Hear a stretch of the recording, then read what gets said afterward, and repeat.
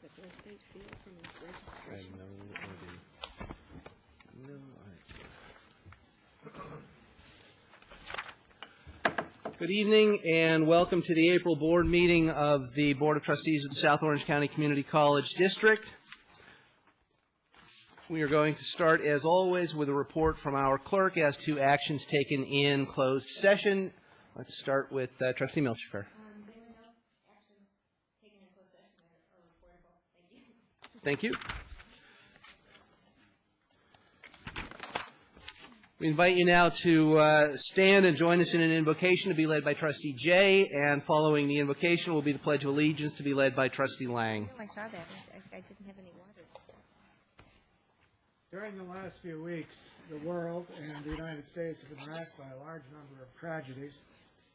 First, about 3 weeks ago, 400 miners were killed in a Chinese coal mine. Any of us who thought that couldn't happen here, of course, were corrected immediately the next week when we lost 29 miners in a West Virginia coal mine. A Polish airliner went down shortly after that, killing almost the entire leadership of a country that has become a free nation after it has escaped from tyranny. And that, of course, was Poland. The actual accident occurred in Russia. A few days ago, an oil rig in the Gulf of Mexico, an American oil rig, sank, and another 12 people lost their lives. And yesterday in Mississippi, a tornado struck, and 10 people died. I'm asking you now to join me in a moment of silence in remembrance of all those people that have lost their lives in these sad tragedies.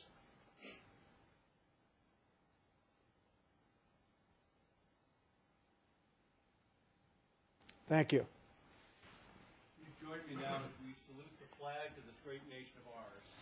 I pledge allegiance to the flag of the United States of America and to the republic for which it stands, one nation, under God, indivisible, with liberty and justice for all. We have a number of resolutions, and we will start with a reading of the resolutions by our clerk, and eventually we'll go down to the podium. But the first one is for our own trustee, student trustee, so we'll stay up here for this one. Right. Madam Clerk? This is for our student trustee, Bianca Bayley. This is always a special presentation from our board to one of our own student trustee. And we present this resolution on the dais so we can all take part in it. So student trustee Bayley, you're already on the dais, and you can join with us in the center of the dais after the resolution is read. Whereas Bianca Bayley served as the elected student member of the South Orange County District Board of Trustees for the 2009-2010 academic year, and whereas Bianca Bayley served the 43,000-member student body of Saddleback College, Irvine Valley College, and the Advanced Technology and Education Park with dedication and distinction while balancing coursework in psychology, active participation in campus events, community volunteer work, and the application process for university admission. And whereas Bianca Bayley ensured the student government voice be considered and recognized as part of an integral part of the district governance, therefore, be it resolved that the Board of Trustees and the Chancellor of the South Orange County Community College District do hereby commend and congratulate Bianca Bayley for her outstanding service as the student trustee for the 2009-2010 academic year. And we have...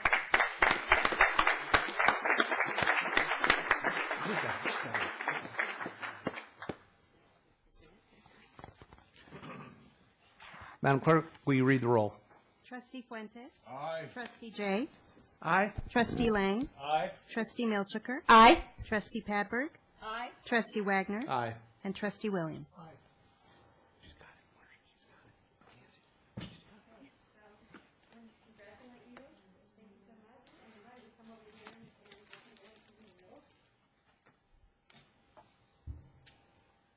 is always sad when we lose a student trustee. We have very much enjoyed working with you and appreciate all of your work on behalf of the students over the course of the last year. We wish you nothing but continued success, but we're sure you're going to have it. Bianca, on behalf of the board and the Chancellor, it's my pleasure to present this a plaque to you, to Bianca Bayley, student trustee, with appreciation for service to the board, 2009-2010.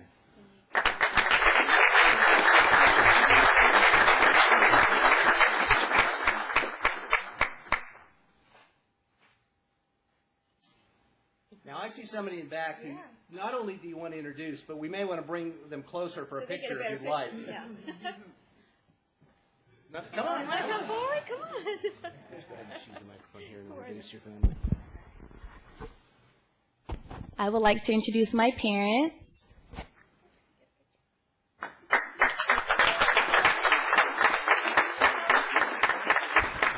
Val and Steve Bayley.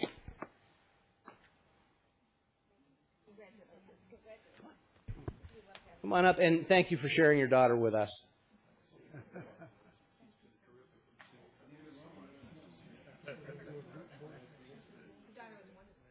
Picture. Oh, we need a picture with all of you there. Yeah, okay. Switch together. Wait, 1, 2, 3. One more. 1, 2. Thank you. Thank you very much.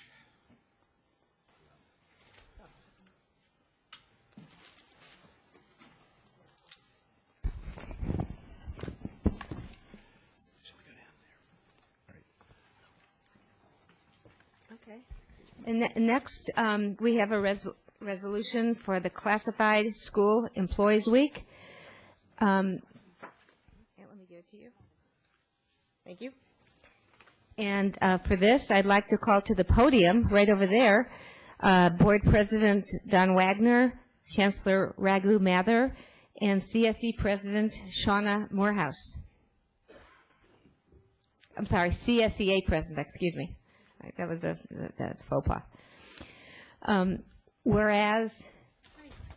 Whereas classified school employees provide valuable skills, service, and support to students, faculty, administrators, and staff of the South Orange County Community College District, and whereas classified school employees strive for excellence in all areas relative to the educational community and serve as a valued resource and guide for students of Saddleback College, Irvine Valley College, and the Advanced Technology and Education Park. Therefore, be it resolved that the Board of Trustees and the Chancellor of the South Orange County Community College District do hereby recognize, honor, and appreciate the many contributions of the classified employees to quality education in the California and the district, and declare the week of May 17th to May 21st, 2010 as the Classified School Employees Week. And we really couldn't do it without our classified employees. There's no question. Madam Secretary, call the roll, please. Trustee Fuentes. Aye. Trustee Jay. Aye. Trustee Lang. Aye. Trustee Milchiker. Aye. Trustee Padberg. Aye. Trustee Wagner. Aye. Trustee Williams. Aye. Student Trustee Bailey. Aye. Ms. Morehouse, a word or two? I would just like to thank the board for this honor. I would also like to thank Dr. Rockmore and Dr. Burnett for supporting classified staff through all of the events that we try to have. And I also have to acknowledge Russ Hamilton and Angela Mahaney, who are the Senate presidents, who work just as hard as we do. We are all classified staff, and we work really, really hard for our students here at the South Orange County Community College District. Thank you. Thank you. Thank you so much.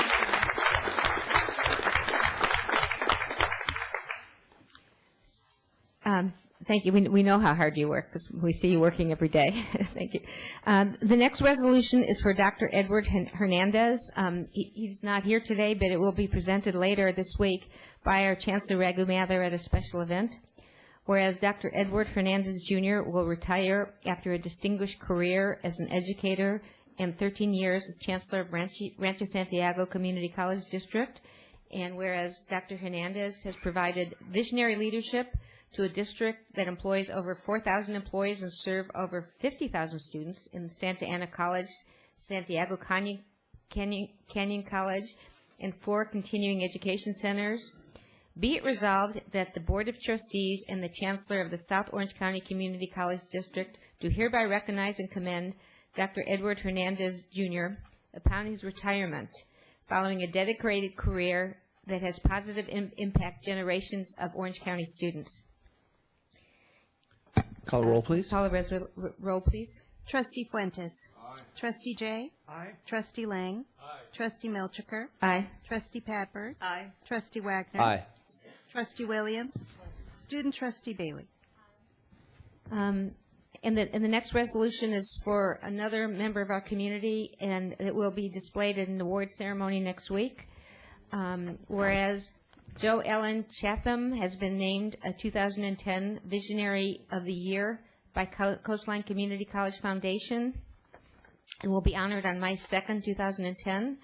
Whereas Dr. Chatham is the chairman of the board of the directors of KOCE and numerous other community organizations. Be it resolved that the Board of Trustees and the Chancellor of the South Orange County Community College District do hereby congratulate Jo Ellen Chatham upon the well-deserved recognition by the Coastline Community College District Foundation, honoring her vision, unique passion, determination, and the standard of excellence in which she conducts business and contributes to the betterment of our society. Roll, please. Trustee Fuentes. Aye. Trustee Jay. Aye. Trustee Lang. Aye. Trustee Milchiker. Aye. Trustee Padberg. Aye. Trustee Wagner. Aye. Trustee Williams. Student Trustee Bailey. And the next one is to the men's state basketball champions. Come on up here, guys. And this is really an honor for me to read this. I'd like to call to the podium Board President Don Wagner, Chancellor Raghu Mather, President Todd Burnett, Dean Tony Lippold, coaches, and the Saddleback College men's basketball team. And we're delighted to see you here. Thank you all for coming. Whereas the 2009-2010 Saddleback College Gauchos men's basketball team had a triumphant season and captured the college's second state basketball title in 9 years and appeared in the state basketball championship game 3 times in the past 9 years. Whereas the team was coached by Andy Ground, who achieved his second 29-win season, stands at 58-13, and has appeared in the state title game in each of the first 2 years. And whereas sophomore guard Perry Webster was named the state tournament most valuable player after finishing the final game with 19 points and 7 assists. And sophomore guard Tyler McManaman and sophomore center Robert Curtis were selected for the all-tournament team. Therefore, be it resolved that the Board of Trustees and the Chancellor of the South Orange Community College District do hereby commend and congratulates the 2009-2010 Saddleback College men's basketball team members DeAndre Miles, Taylor Cunningham, Kyle Wallace, Perry Webster, Nathan Gibbs, TJ Lippold, Janelle Gray, Tyler McManaman, Devanir Bradwell, Sarnas Jackson, Robert Curtis, Wendell Faines, Vincent Hatter Rowland, head coach Andy Ground, assistant coaches Daryl Lax, Nick Booker, and Daryl Brown, and team manager Eshin Moghadam for their outstanding athletic season and excellent representation of Saddleback College.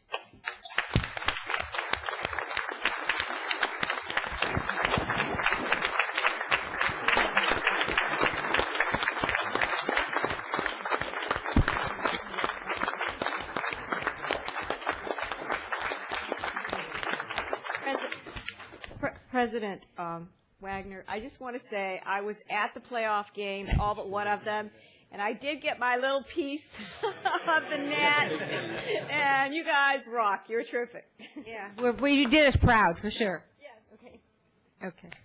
Trustee Fuentes? Aye. Trustee Jay? Aye. Trustee Lang? Aye. Trustee Milchiker? Aye. Trustee Padberg? Aye. Trustee Wagner? Aye. Trustee Williams? Aye. Student Trustee Bayley?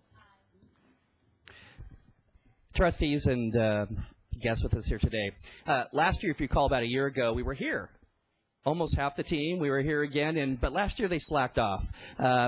Last year they were only at the state championships, and they barely lost in overtime for the state championship. So this year, we're really happy that you guys really rose to the occasion this year and are now the state champions. And all I can say is Coach Andy Brown, who I'm going to introduce you and have him come up in a second, this is his second year as a full-time tenure track faculty. And all I can say is, Andy, you got a lot to live up to now going forward. So we're expecting, I don't know about next year, the national champs, world champs. I don't know what it is. NCAA tournament, something. Anyway, we're very proud of you on behalf of Saddleback College, and to all the team members here and everyone that's helped you out, it's a huge accomplishment, a great achievement, and you're certainly deserving of it. So super congratulations from behalf of everybody at Saddleback College. And with that, we'll call it a 2-0 coach, Andy Brown. Well, first of all, I want to thank everybody, especially it's such a great place to work at here at Saddleback College and to have all the support. And I know it's a trying time in the state with the budget cuts, and I know athletics is one of the things that is usually first on the cutting board. And I do want to thank everybody here, the administration, the Board of Trustees, and the president, and the athletic department, especially Tony Lippold, who does a fantastic job for us and gives us all the support we need to be successful. And then, obviously, but most importantly, I want to thank the 13 guys and the 4 other coaches. That this was obviously the biggest team effort of their hard work, of their goals, and throughout the year. It's a long, long year. It's 6 months of training and work together, and we weren't the most talented team there.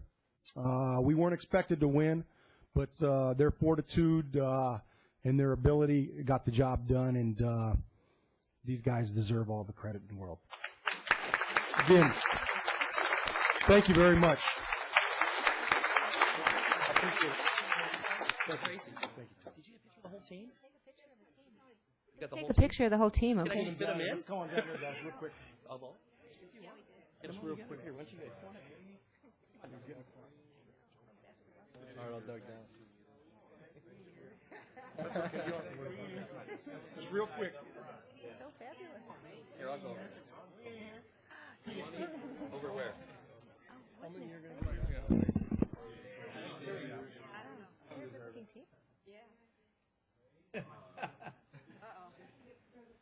They're too tall. Yeah, they're too tall.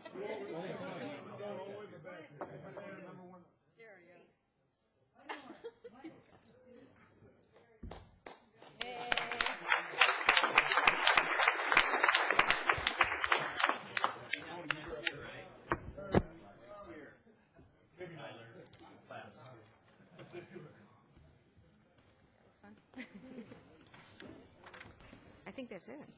Yeah.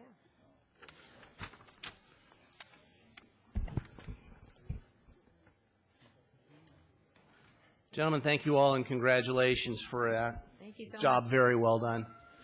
Take care. We are to the public comments section of the night's festivities. There is one request to speak, and so without further ado, Professor Cosgrove.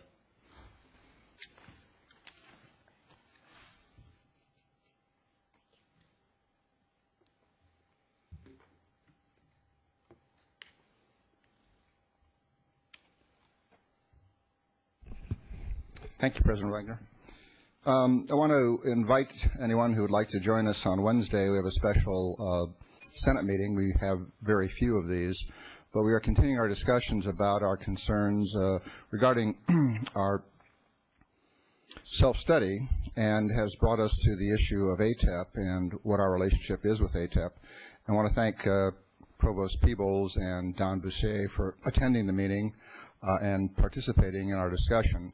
We will continue that discussion with a special report that we have crafted and will modify probably during the discussions. But it's something that's at the core of our accreditation concerns and at the core of concerns for what will happen with ATEP. This is my last meeting as President of the Academic Senate, and I wish to thank Chancellor Mather, President Wagner, other members of the board, for your courtesy and for your willingness to listen to our discussions and our concerns. And Carmen Dominguez will be sitting at that seat next time. I also wish to give special thanks to Deputy Chancellor Portner for his skill in dealing with tricky issues of DRAC and very tricky issues of board policies and administrative regulations, which eventually get to you and you have to deal with and approve.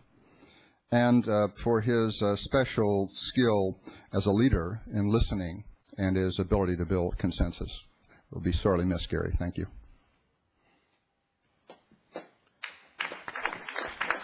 And I would like you to put an apostrophe on that S of trustees.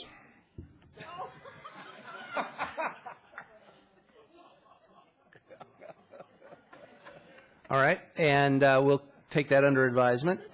At this point, we are at board reports, and Trustee Jay. No board report. All right. Trustee Williams. In the interest of time, no report also. Trustee Milchker. No board report, but I just say how delightful it was for me to read the resolution for our student trustee, Bianca Williams, and Bianca Bayley. I'm sorry, I know he's so, excuse me, Bianca Bayley, and also for our state championship basketball team. So I really enjoyed doing that. Thank you. Thank you. Trustee Fadberg. I'm not going to give a report, but I do want to point out to everyone that we did score a T-shirt, and we got a terrific T-shirt from President Burnett about our Veterans Memorial, and it will be dedicated this month on the 29th. So we're very proud about that. Thank you. Brief, Trustee Jay, do you want to jump in here? Your button is pushed. Oh, I'm sorry. Okay. Brief board report myself. First of all, to the basketball team, thank you very much for the shirt. You spelled my name wrong, but we can live with that. It is a pleasure to have those gentlemen here, and their accomplishment, state champion, is just absolutely wonderful. So congratulations to them. We are entering into a busy month. By the time we get together next month, we will have gone through graduations, award ceremonies, department honors. I want to thank Al Tello for sending me the invitation to the Chancellor's reception. We have the nurse pinning ceremony, the Veterans Memorial. So we are entering into a busy month, and I look forward to that month and getting out into the community and offering my congratulations to all of the folks who have worked so hard, not only to complete their educations themselves, but faculty and staff who've worked so hard to help our students complete their educations. It is a nice, indeed a heartwarming time of the year that I think all of us on the board very much look forward to. The most immediate thing to tell all of you and to urge you to come out for, though, is actually this week. It was mentioned a minute ago. We have the Veterans Memorial, Thursday, 4 o'clock here at Saddleback. It is going to be a wonderful event and a wonderful occasion and a great opportunity for us all to recognize the veterans in our midst that have done so much for us and that we want to serve in going forward. So thank you to President Burnett for organizing that, and hope to see all of you out here 4 o'clock on the 29th of April. Trustee Fuentes. Thank you very much, Mr. President. First of all, I'd like to join in the kind words of Bob Cosgrove in saluting our Deputy Chancellor.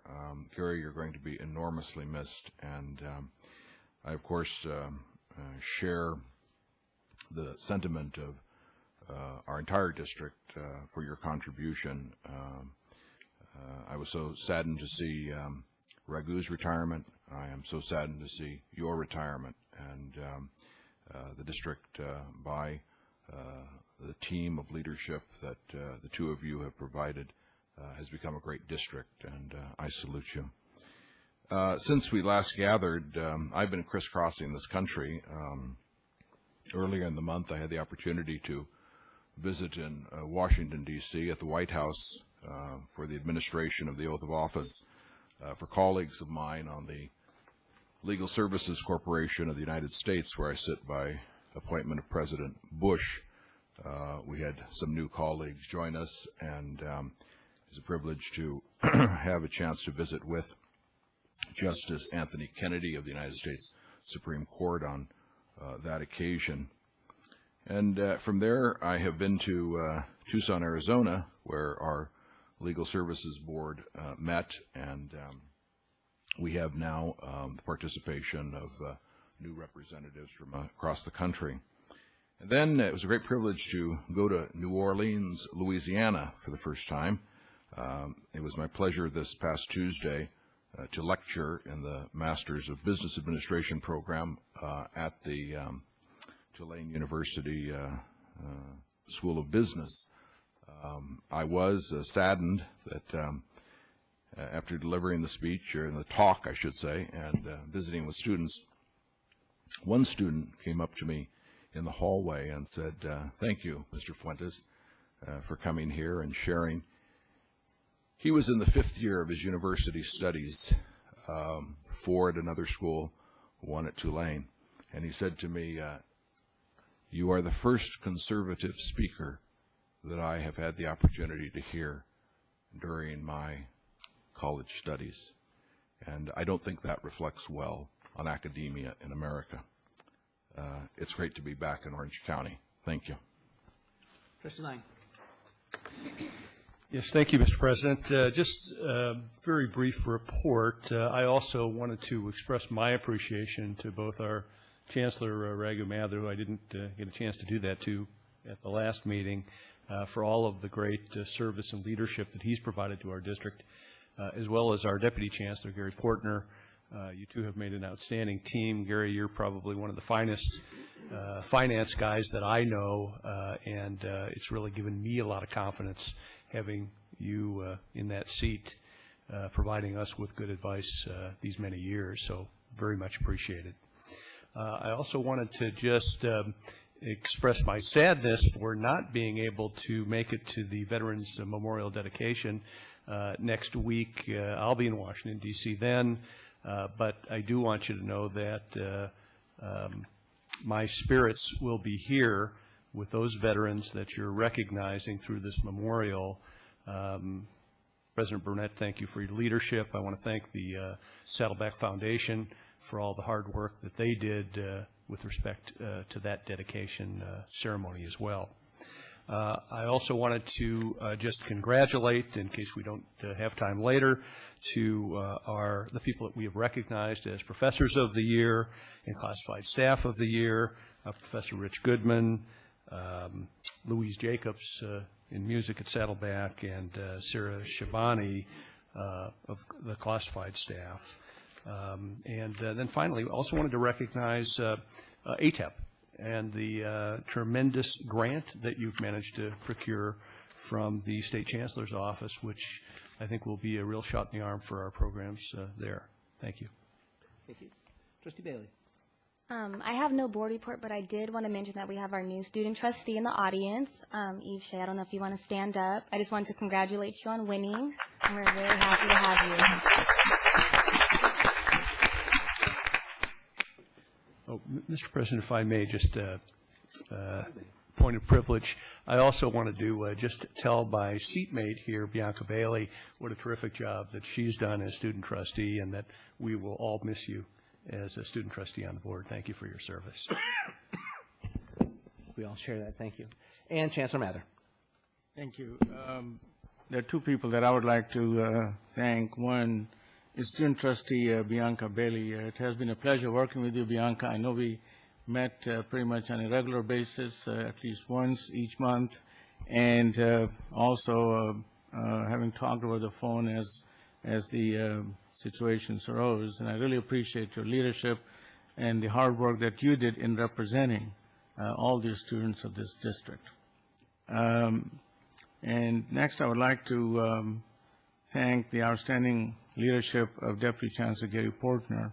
It has really been a pleasure working with you, Gary, all of these 8.5 years, 9 years as Chancellor of this district. And over the years, you've had a variety of assignments besides financial matters. Sometimes you're overseeing HR as well and technology issues. But all in all, whenever I was confronted with a difficult issue and I needed some counsel, some opportunity to discuss matters, you are always there. And I've always welcomed your input, your advice, your counsel, and I'll miss working with you. Thank you, Gary.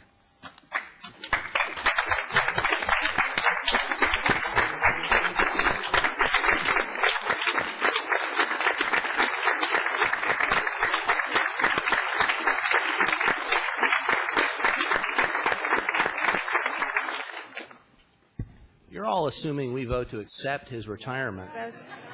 I was going to address this later, but, you know, Gary, you're stuck.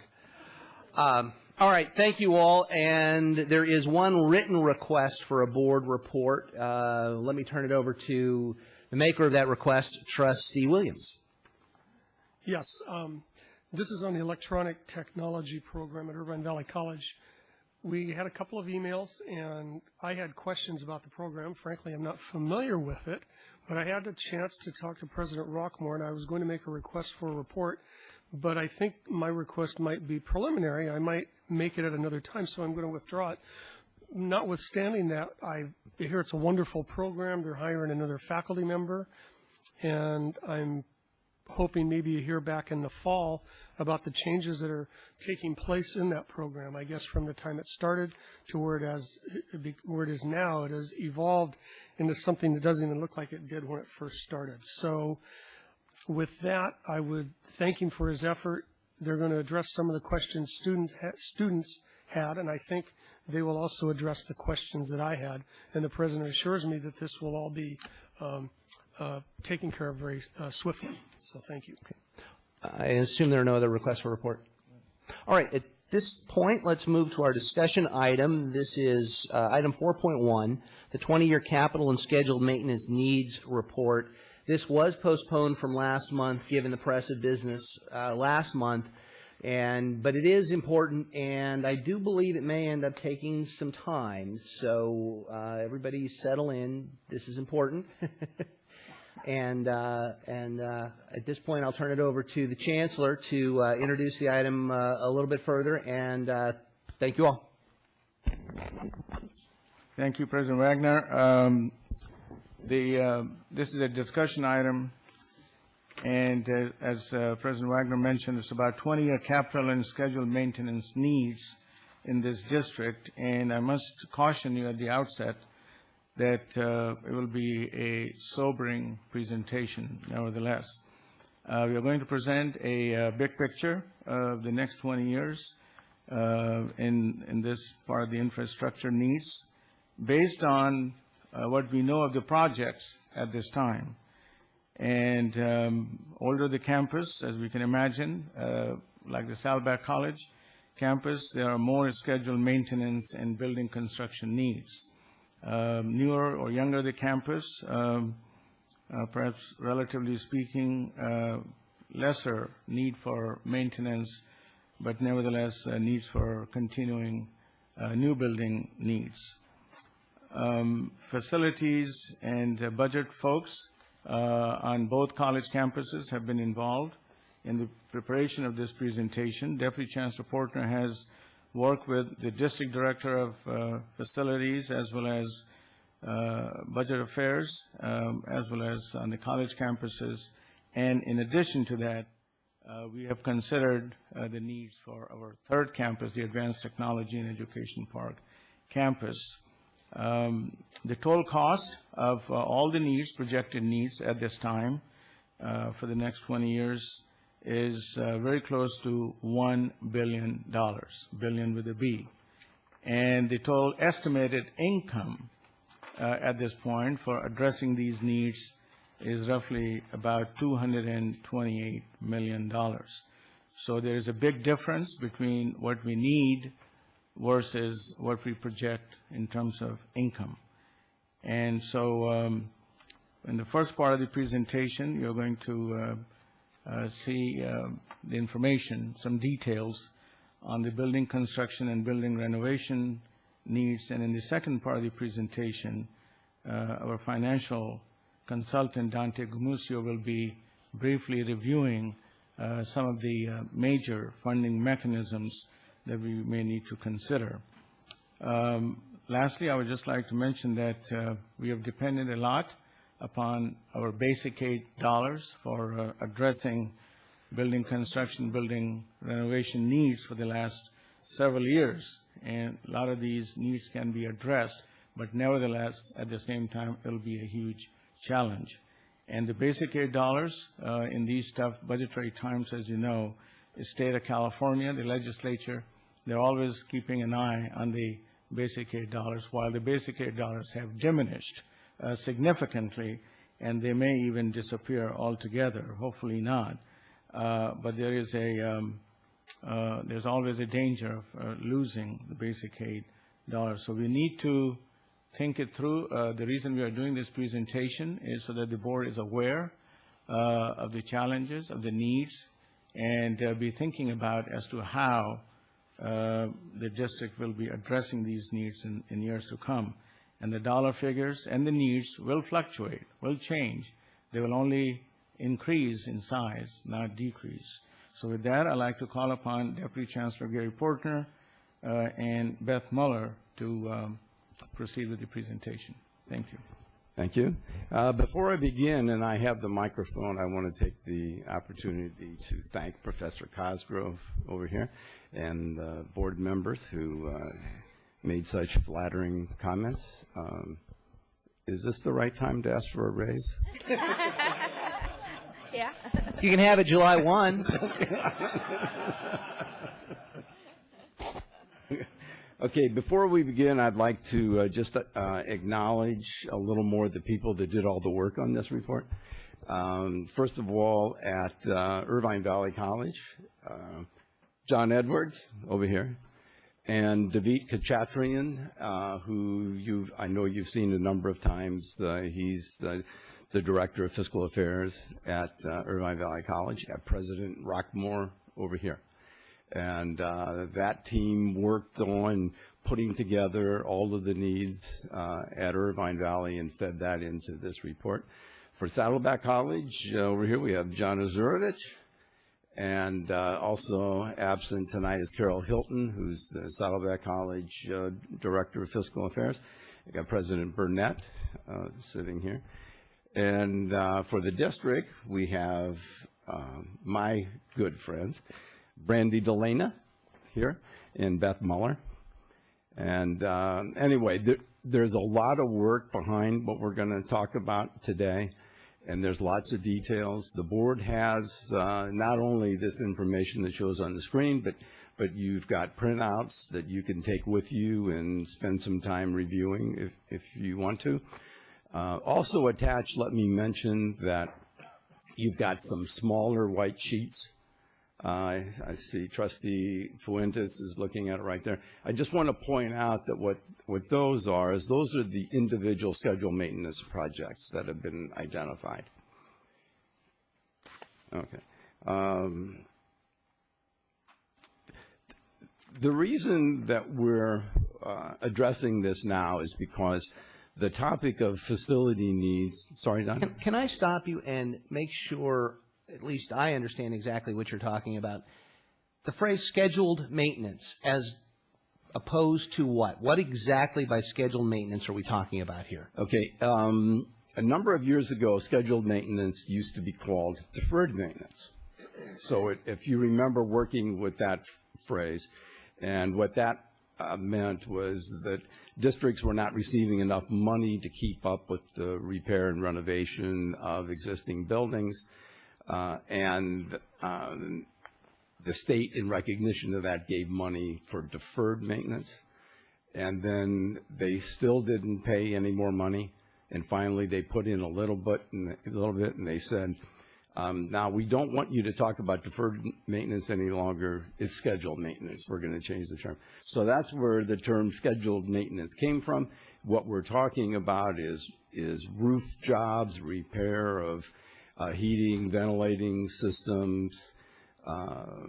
You could even have parking lot repair in there, big projects such as that. So it's not capital outlay, and it's not renovation, it's repair work. Does that help you? Okay, and it's basically items that come up at the end of the useful life of the roof or the HVAC or... That's correct. All that sort of stuff? That's right. What we're talking about? Okay, That's thank right. you. And the reason that we're talking about so much right now is that the cost for many of these projects is very, very large. And it's hard to gather, for the colleges to gather together the money that's needed to do these projects. And so they choose the highest priority and the other ones get pushed back. And so you'll see a backlog of them. That's what we're talking about here. Okay. The topic that we're discussing, scheduled maintenance, capital outlay, and renovation, rose to the top of the goals that were discussed and set by the colleges and by the district for this year. So this is a result of work that was brought about by everybody agreeing that this needed to be addressed. The purpose of the presentation tonight is just to advise the board that we're thinking about it, that we're beginning to discuss how we could provide funding for this work. And it's not to ask you for action. We understand that we're probably a long way from action. It's just the beginning of the discussion and just outlining the issue.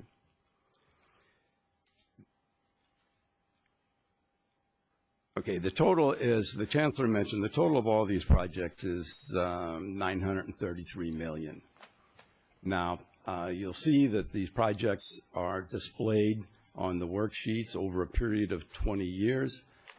And so, as you can imagine, as we march forward for 20 years, it's going to be more expensive to do a job than it is today.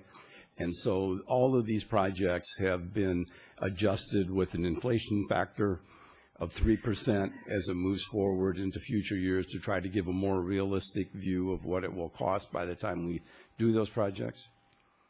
And also when these projects are done, the cost of construction is only one part of the project. You've got soft costs, which are architects' fees, you got engineering fees, project management fees, all these other fees that amount to about 30% of those construction costs.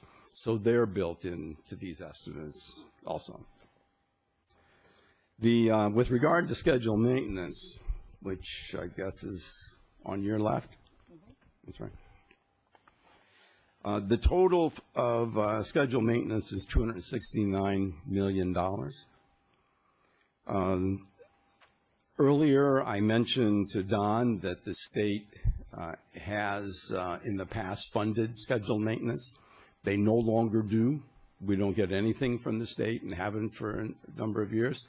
I think it's unlikely we'll get any money from the state for a while, and maybe never again. It's hard to project, but I don't see it coming soon. Also at ATEP, you'll see that on the lines for ATEP that there is nothing listed, and that's because we don't have any permanent buildings. Obviously, as we add permanent buildings, those buildings, as you move forward, are going to need repair also. But we didn't know how to approach that right now, so that's something we need to work on later. The other thing is you can see with the display here of Saddleback College and Irvine Valley College. Can that go higher? Okay. So if you compare in the first year, the total cost for, where are we? First year, okay. For Saddleback is $8 million and IVC is $2 million.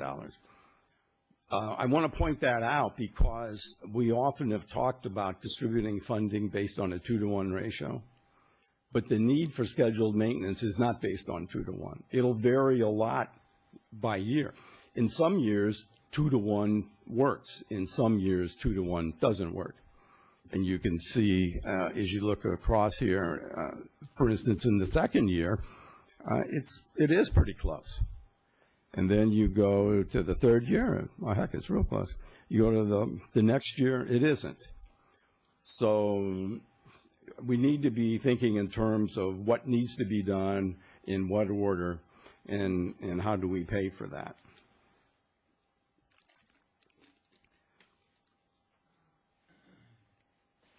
The other point I want to make is that as we've gotten this far in the project, IVC has identified not only the scheduled maintenance projects that it needs, that it knows right now, but it projected what will happen in the future. For instance, they may not have a need to do a certain roof right now, but they know that in 10 years they will. They added that to the list.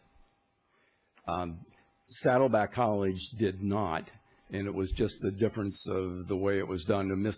It wasn't done on purpose. It was just the two colleges didn't understand how that was going to be done at that time. So Saddleback is working on updating that. So we'll be coming back at the next time you're appraised of this, and we'll be adding those projects to that.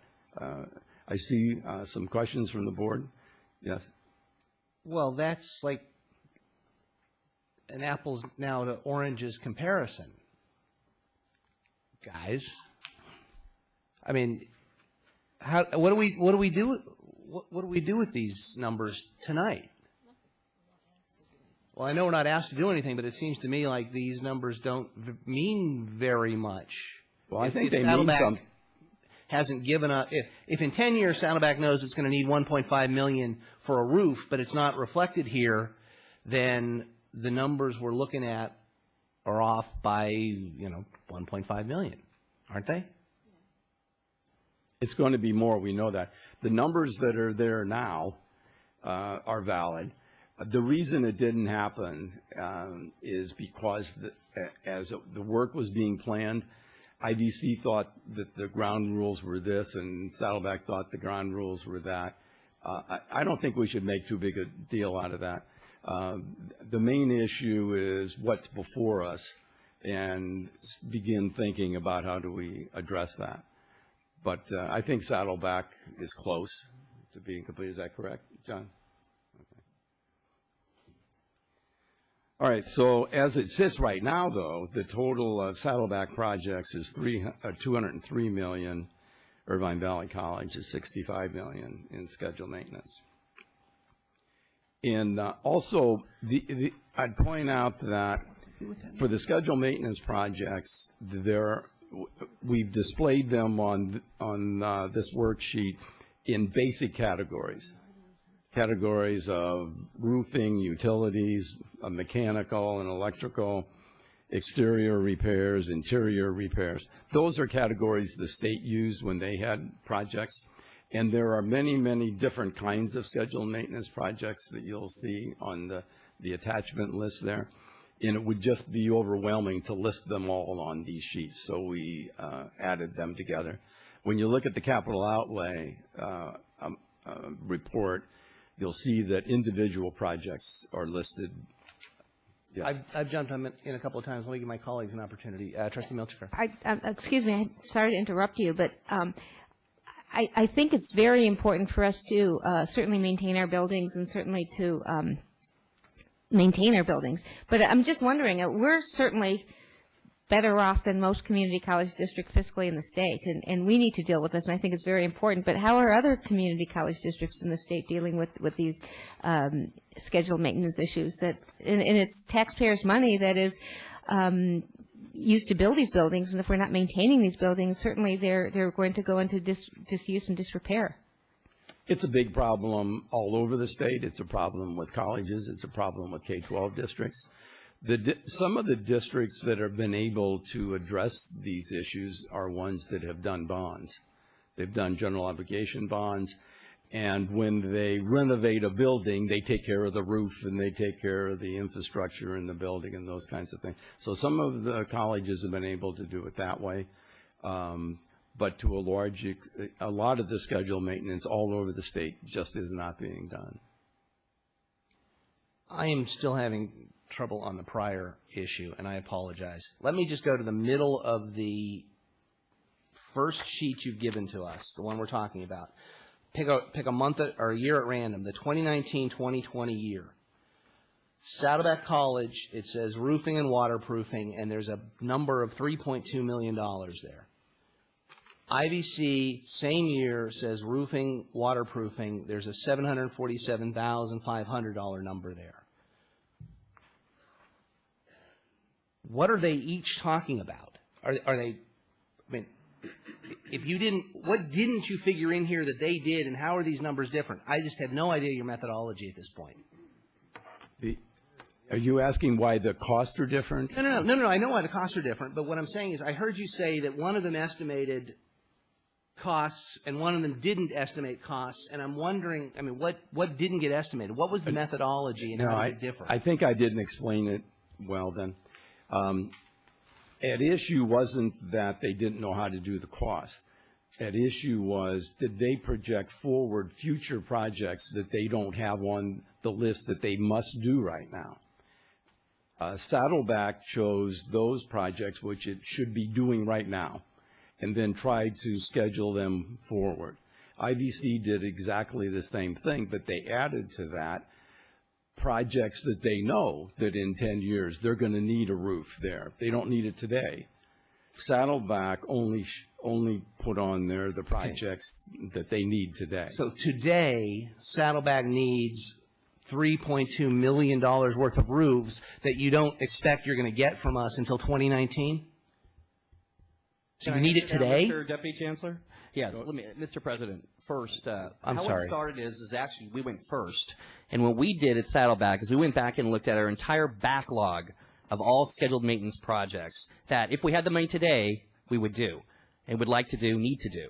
We took that backlog, and the assignment was take that backlog, and there's no way we're going to spend $100 million in 1 year, 2 years, or even 5 years. How do you do those projects? So John and his staff and Carol went out there with that backlog of $115 million and said over the next 20 years or so, maybe a little less, how would you be able to, you think reasonably, we as a college, a district, or anybody would spend to make up that backlog? So that's what they did. They put together this backlog over the next 20 years period of how to make up for that backlog. Now, in that backlog includes a lot of projects and things, like I said, we would do today. Or projects or things that if we did a full building renovation, we may not need to have to spend on. So the difference is IVC did it, frankly, did it the way I would have liked to have done it. I think we would have. And that is they looked at the entire campus, all future buildings and current buildings over the next 20 years, the actual scheduled maintenance they anticipate they're going to need to use to do those buildings, as opposed to at Saddleback, which had this enormous backlog. How are we going to take care of just the backlog?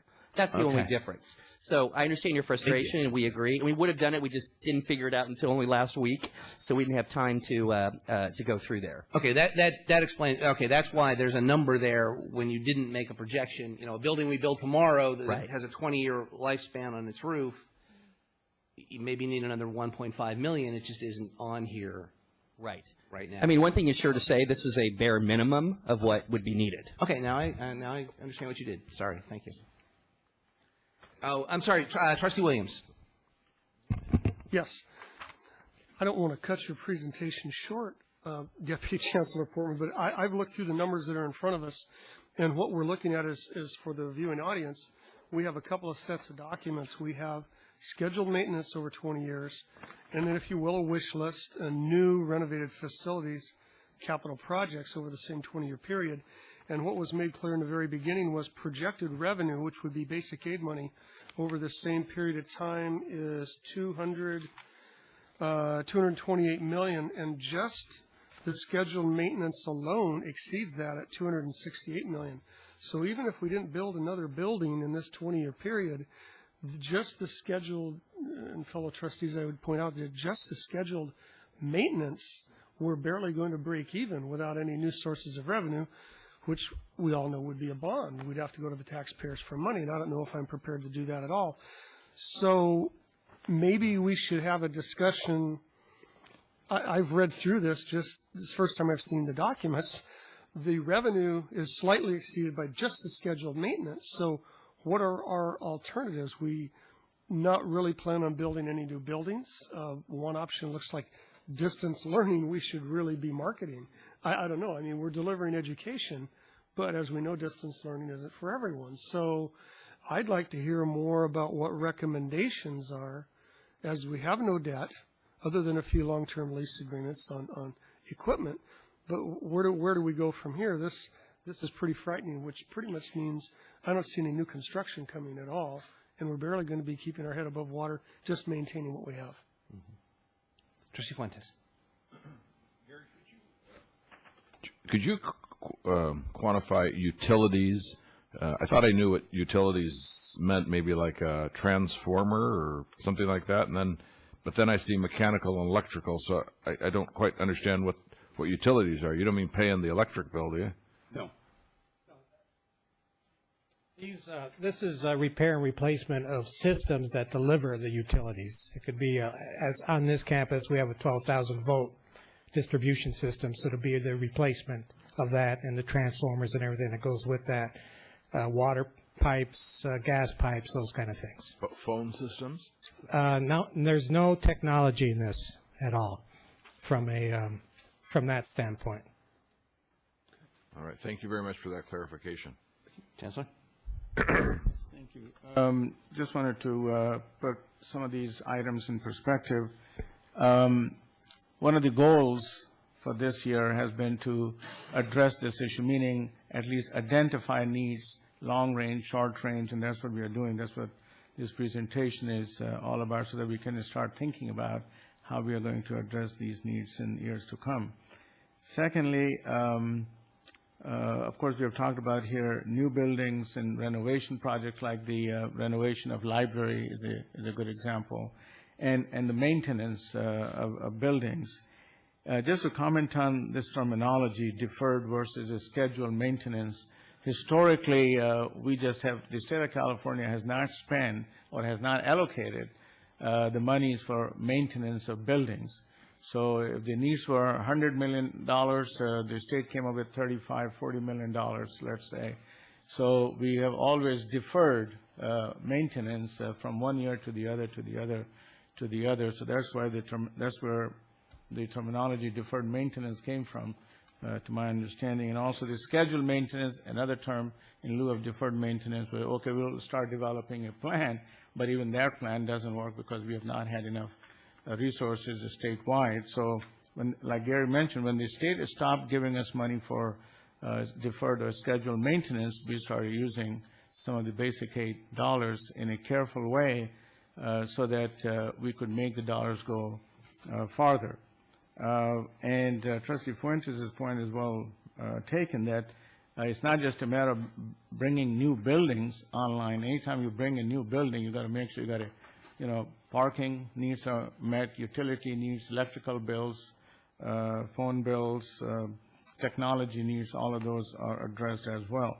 What all this comes down to is that we absolutely have to use every dollar that we have, whether it's basic aid or otherwise.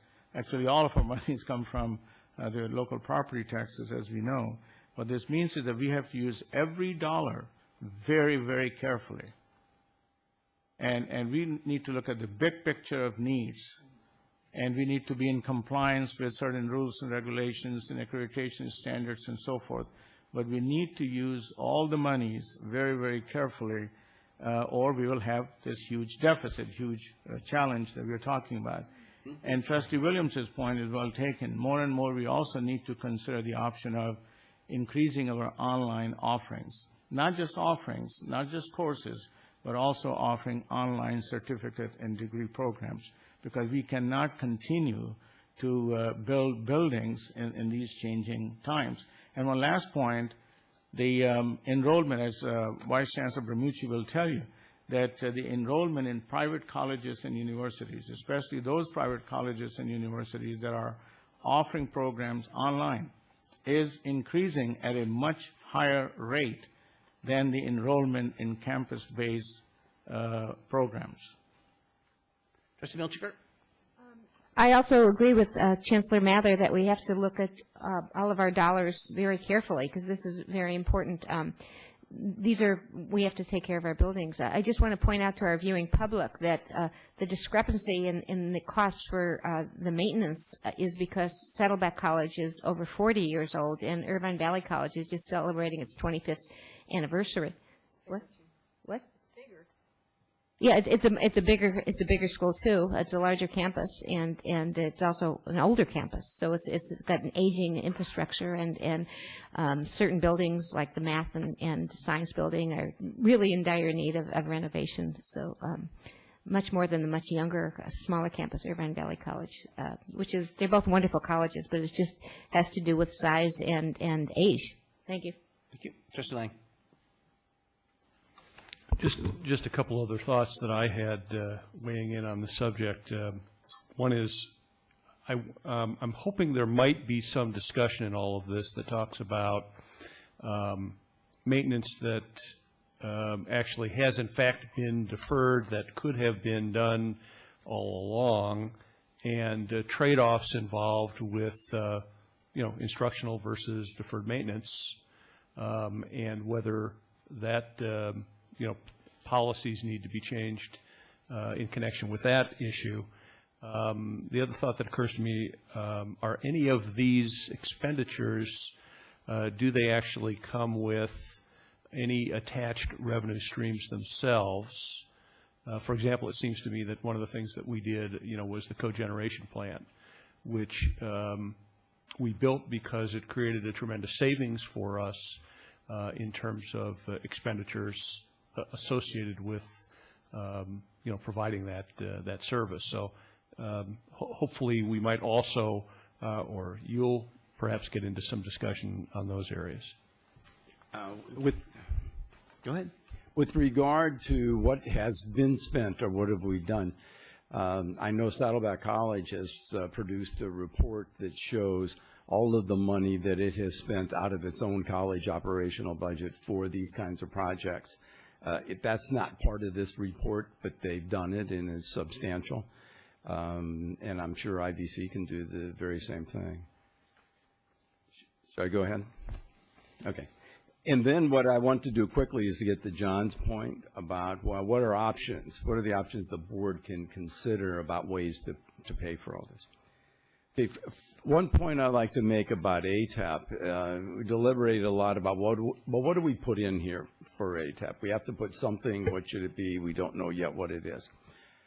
Our eligibility for building at ATAP could be as much as over 800,000 square feet. But it doesn't seem to make any sense to put in an estimate for that. That may never happen. If it does, none of us will be around. But we do have a concept plan 3A. Especially you. Yeah, especially me.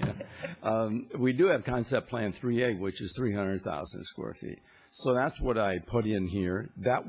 And the assumption with what you have here is costing as if we pay for the development all of that 300,000 square feet. One of the options that Dante will talk about is we could have other partners, educational partners, come in and develop property that they pay for and not the district paying for. But the assumption before you right now is we build all 300,000 square feet, we pay for it all ourselves. As we learn more, we can adjust those assumptions. The total of new construction at Saddleback College was $305 million, Irvine Valley College, $204, ATEP, $156. So as the Chancellor mentioned earlier, the total funds required would be $933 million. Currently, the board has already set aside $84 million of basic aid money that we have. You see it in your report every month, money that's set aside. The state has approved projects where it's going to contribute of $34 million. And there's another $111 million where we have applications into the state for funding.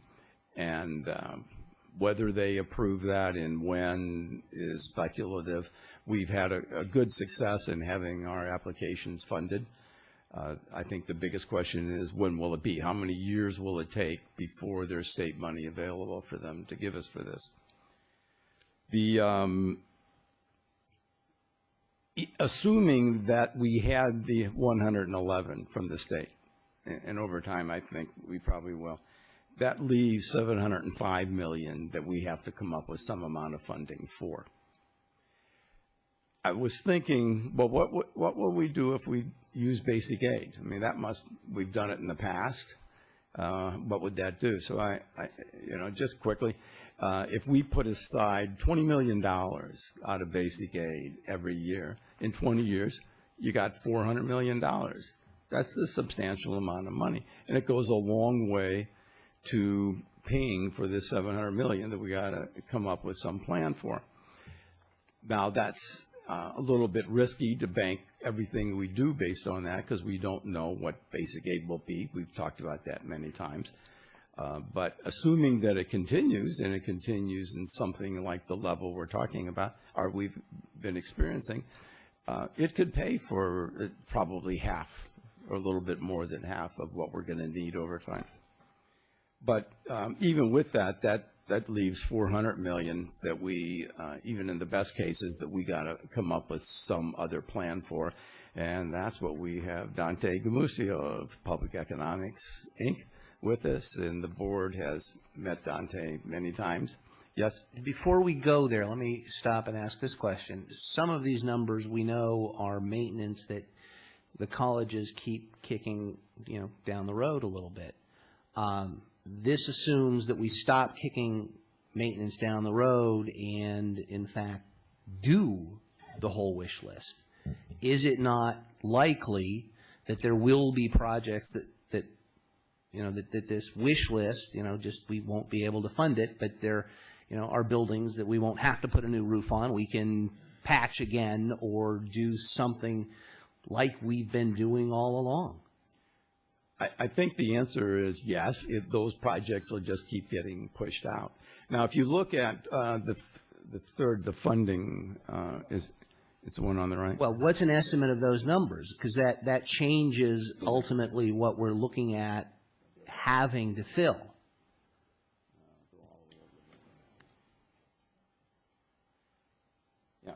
Okay, this is what I wanted to show you.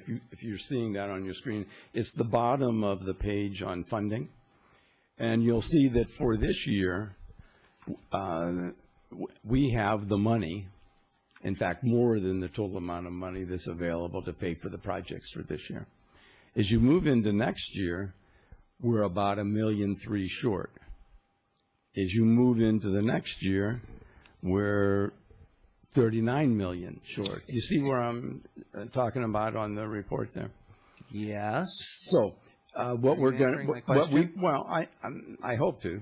Oh, okay. Go ahead then. I think you're going in a different direction, but go ahead. What we're undoubtedly going to do is come up with a plan for funding that includes many different approaches to bring in money. And as that money comes in, and as we make arrangements for that money, we'll do what we can, and then the projects that we don't have the money for are going to get moved again further out. And then we'll try to get more money, and then what remains will get moved out. Todd here wants to say something. Mr. President, I have two things to add to your question, I think, that also to consider.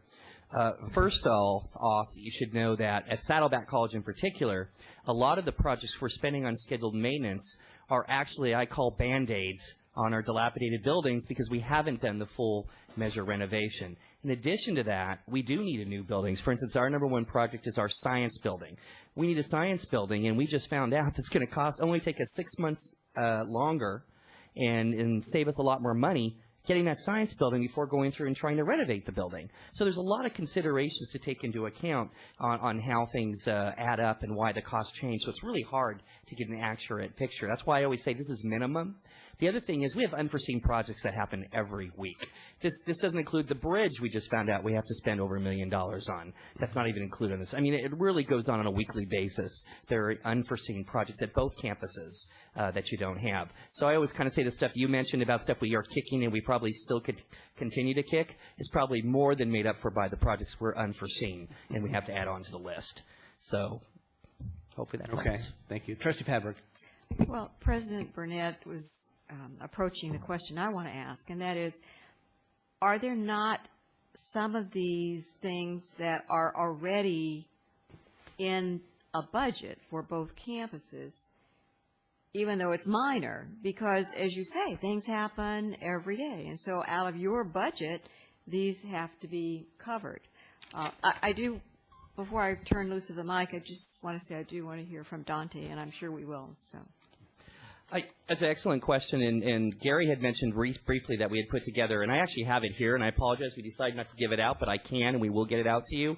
My wonderful Carol Hilton did an analysis. Over the last 10 years, we looked at all the scheduled maintenance that Saddleback College spent, which accumulated to $26 million of just Saddleback College's contributions to scheduled maintenance. Basic aid contributions over that period to the college were only $7 million.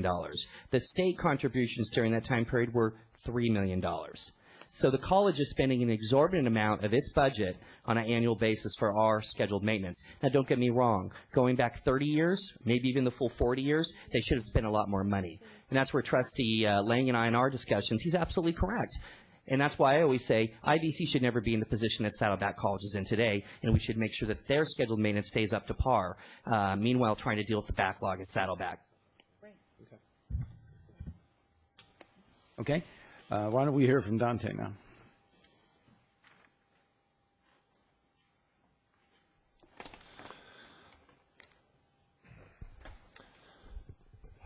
President Wagner, members of the board, Chancellor Mather, it's a pleasure to once again be before you.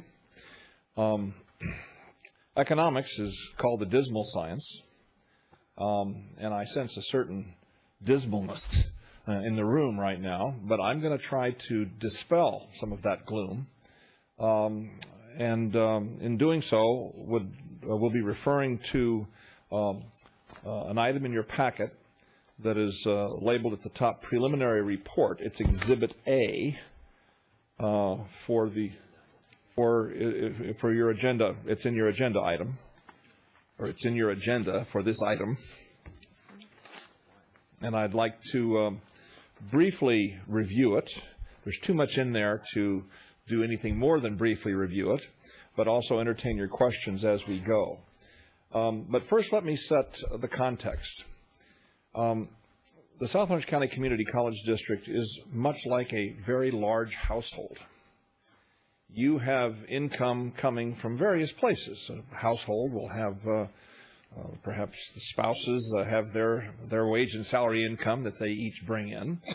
Maybe they have some investment income that comes in, some interest income. They may have a property and they have some rental income that comes in, and so forth.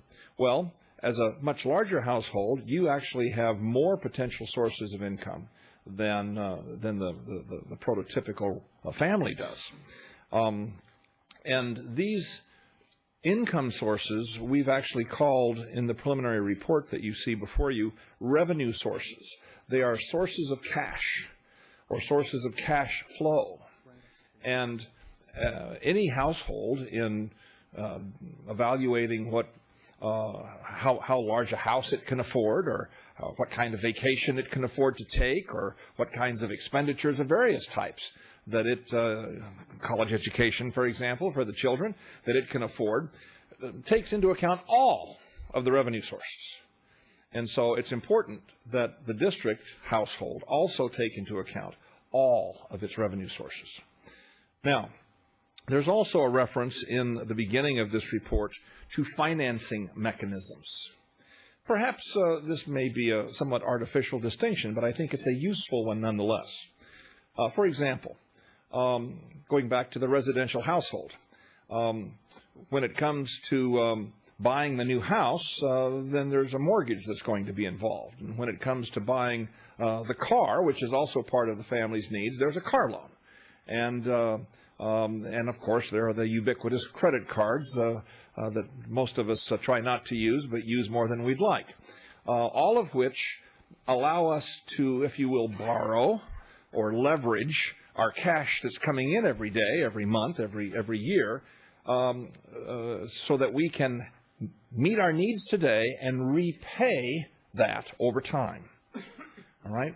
So the revenue sources are the cash that come in to the district or may come in or that the district may seek, and the financing mechanisms are the different ways to leverage that cash to meet our needs today and then repay that over time.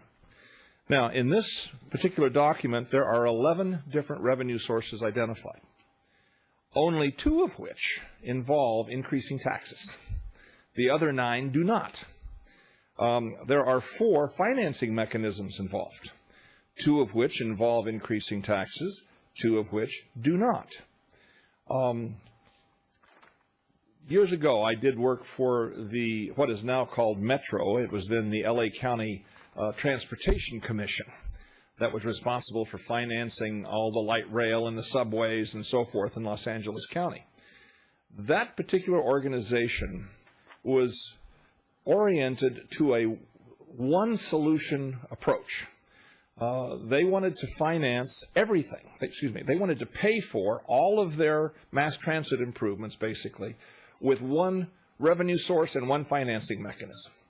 The revenue source would be an increase in sales tax, and the financing would be revenue bonds repaid by the increase in sales tax. I tried to demonstrate to them that there were other things they could use.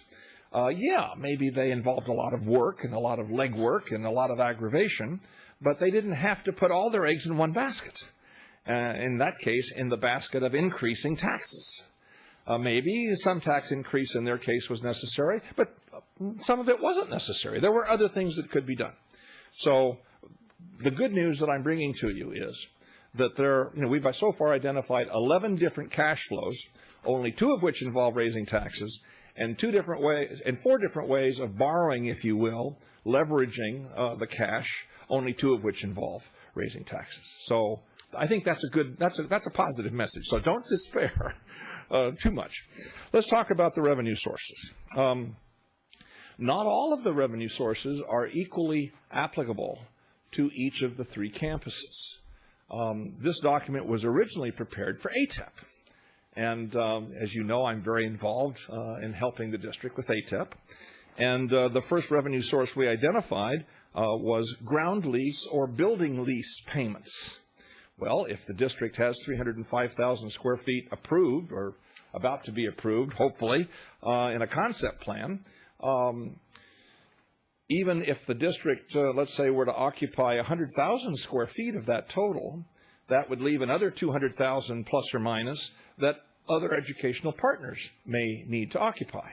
Well, those other educational partners will either lease the ground to build their own buildings, which they'll be responsible for financing, or we'll build the buildings and charge them rent, and they'll pay us. Either way, the district will achieve either ground lease revenue or building lease revenue that it's currently not receiving. There are currently no ground leases or building leases at ATEP, and yet the potential for those leases is significant. And especially when we talk about possibly building out ATEP at 800 and some odd thousand square feet, there's a lot of building rent and a lot of ground rent that would accrue, which the district, if the district were to actually assume responsibility to build all of that stuff, the district would then have these revenue streams to pay for a lease revenue bond, for example, that would cover the cost of all those things up front. Now, other revenue sources include state and federal funds, including special funds that are either approved or being discussed as part of the federal ARA funds and other federal funds for community college districts. We don't have a dollar figure.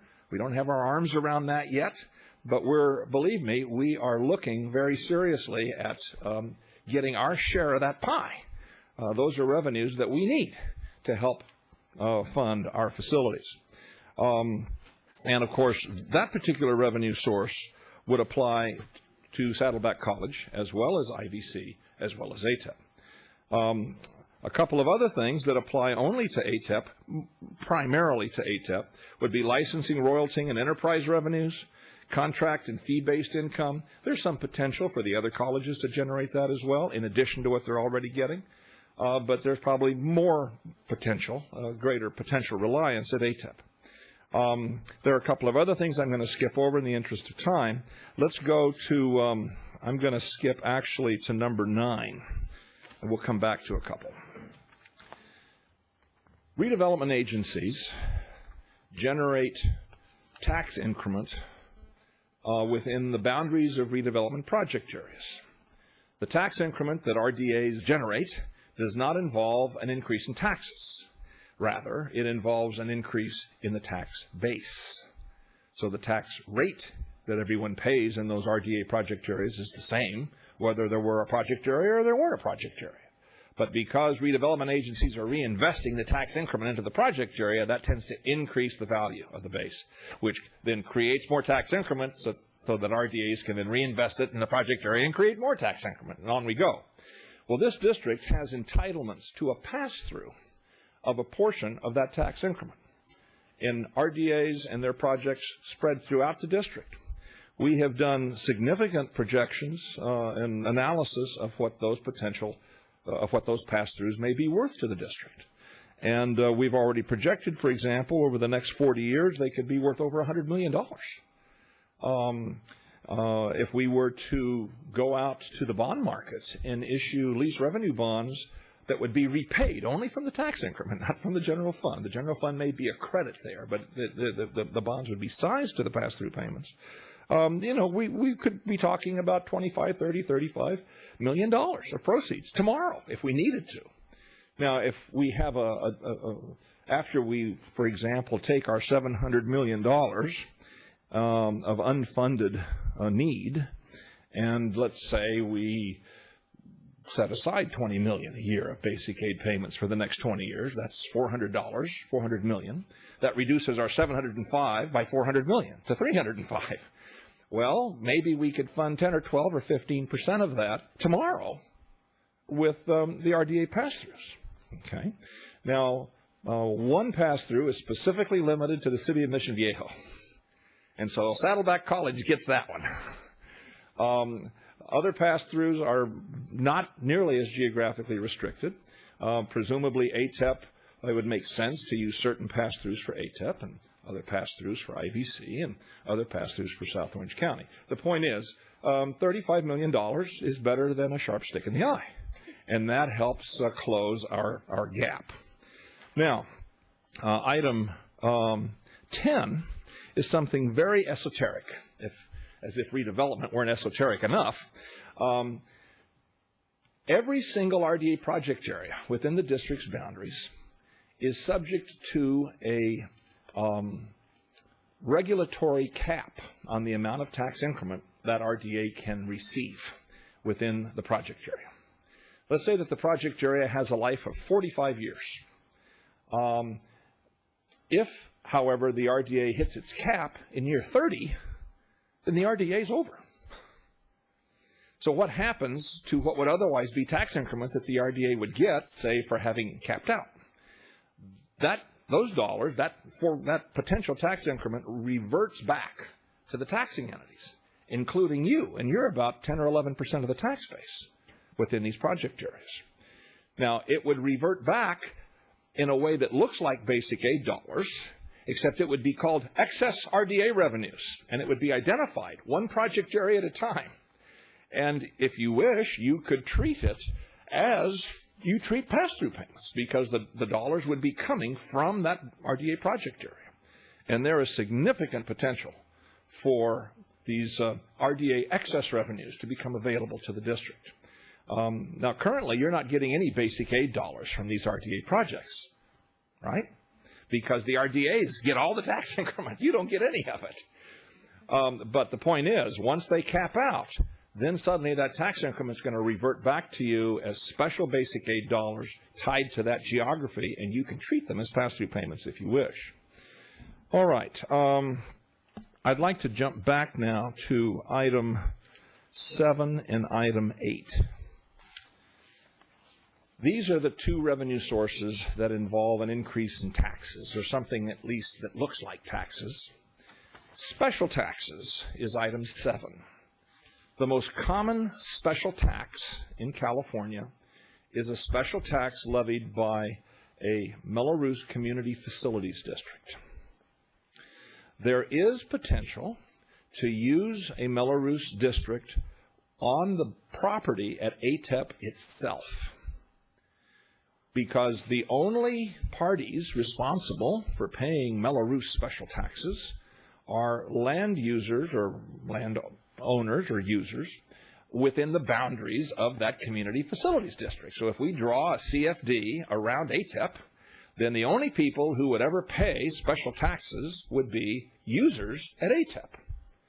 And for example, if we had a private educational institution there, they could actually pay the special tax because they're not exempt from paying a tax. If we had a public education partner there, and it made sense to levy a special tax, then what we would do is we would levy what's called an in lieu special tax, because you can't tax a public agency, but you can in lieu tax them. I know it sounds strange, but that's the way the code is written. So there is some potential there. Now, if the district wanted to form a CFD anywhere in its boundaries, for example, one, let's say, around Saddleback College, you could do that, or one around IVC. And then only the property owners within the boundary of that district would have to pay the special tax. But that's still a tax. And especially if it's a tax paid by households or a tax paid by business as opposed to this special kind of tax at ATEP, that may be something that you'd want to try to avoid. But it is possible. It is available. Now, number 8 is potential special assessments.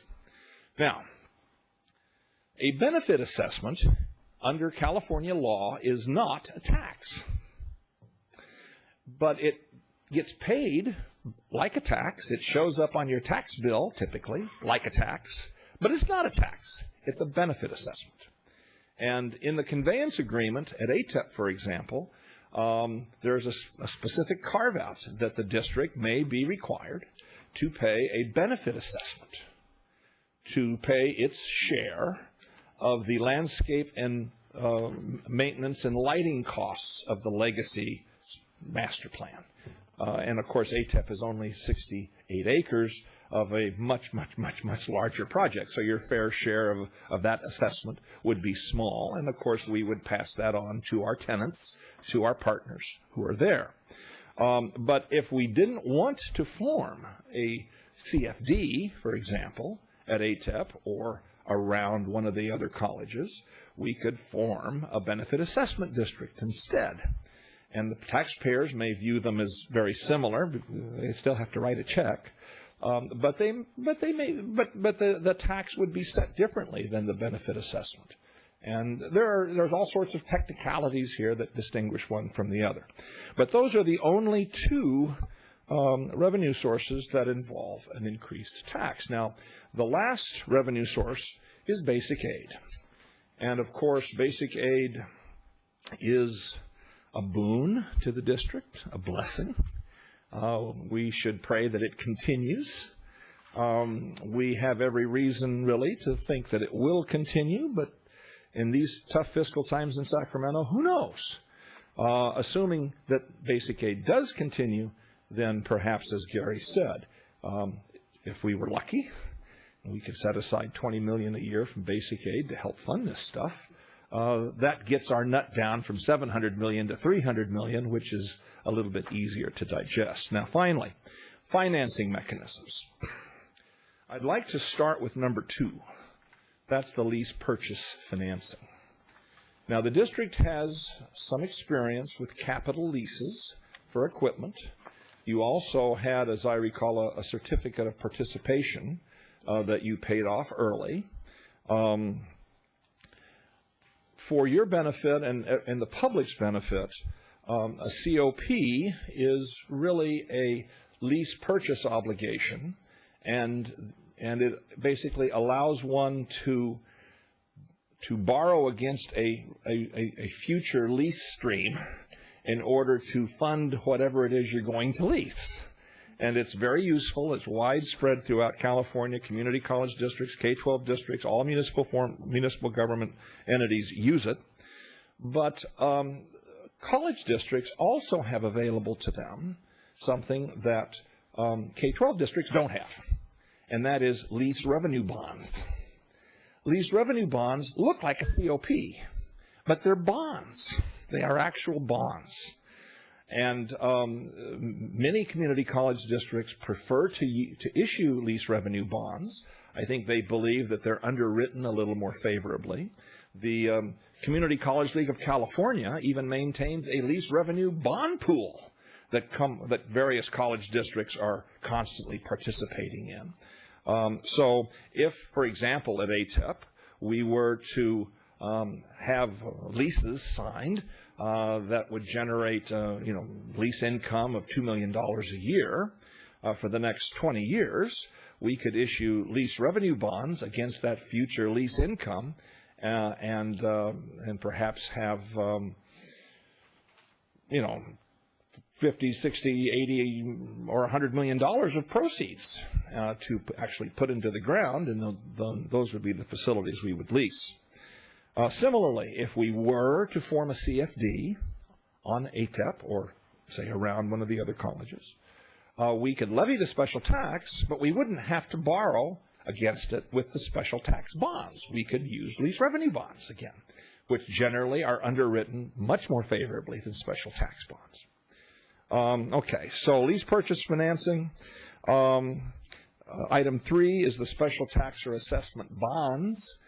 Often, traditionally, where you've seen a CFD formed and special taxes levied, the entities borrowed against the special taxes with special tax bonds. But now they've realized that that's inefficient. It's better to borrow against the special taxes with lease revenue bonds. You get a better deal in the bond market.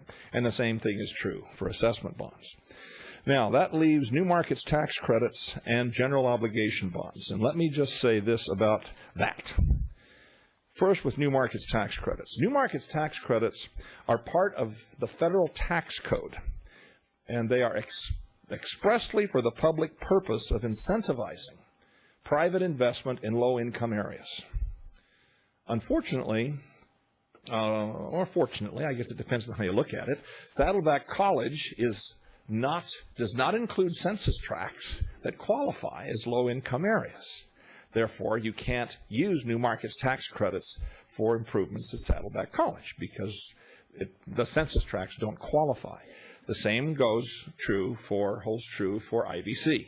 We can't use new markets tax credits there because the census tracts don't qualify. At ATEP, however, we can. The ATEP census tracts qualify under federal tax law as low-income communities, and so we can use new markets tax credits there.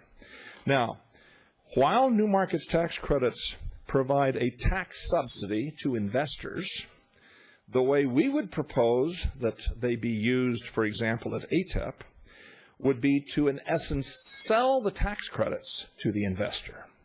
Make the investor pay for them, market rate, which in effect transfers the subsidy from the investor to the district. So we would never propose using new markets tax credits that did not leave the subsidy with the district. Okay? This is very different than, say, a municipality or a state giving subsidies to real estate developers to develop a shopping center or whatever. There, the beneficiary is the private party. The recipient of the subsidy is the developer. In this case, the ultimate recipient of the subsidy, as we would structure the transaction, would be the district. And, of course, there should be no constitutional issue whatsoever about gifts of public funds or anything like that when you have the federal government subsidizing a public agency, the South Orange County Community College District. And as I've already said, you can really think of New Markets tax credits as a very complex form of a grant that requires this big infrastructure, this big thing you have to put together. But what comes out at the end of the day is equivalent to a grant. And we've already discussed a potential pilot project for ATEP that would generate, we believe, a grant equivalent of about $8 million of free money. And free money is always a good thing. And we're prepared to move forward with that pilot project at ATEP as soon as the Chancellor and the Board authorizes us to proceed. We would recommend doing it sooner than later because we're focusing on using that free money, in part, to pay for the cost of demolishing the whole site. And if the site's already demolished 6 months in the past, then we're going to have some difficulties qualifying.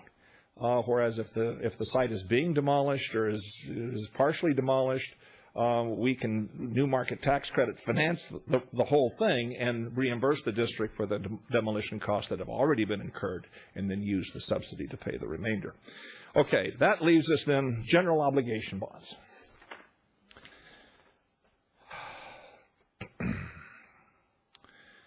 I've already mentioned that the LA County Transportation Commission wanted to do it the easy way.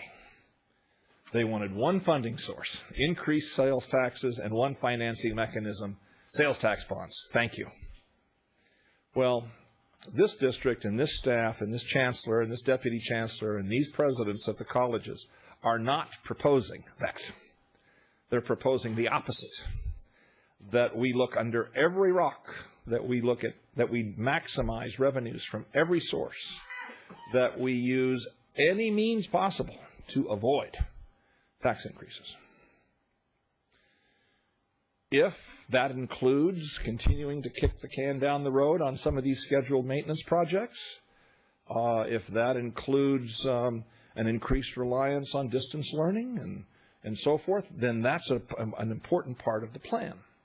But if it turns out at the end of the day that we can't quite get there from here, after all we've done, tapping out all of these revenue sources, using all the non-tax increase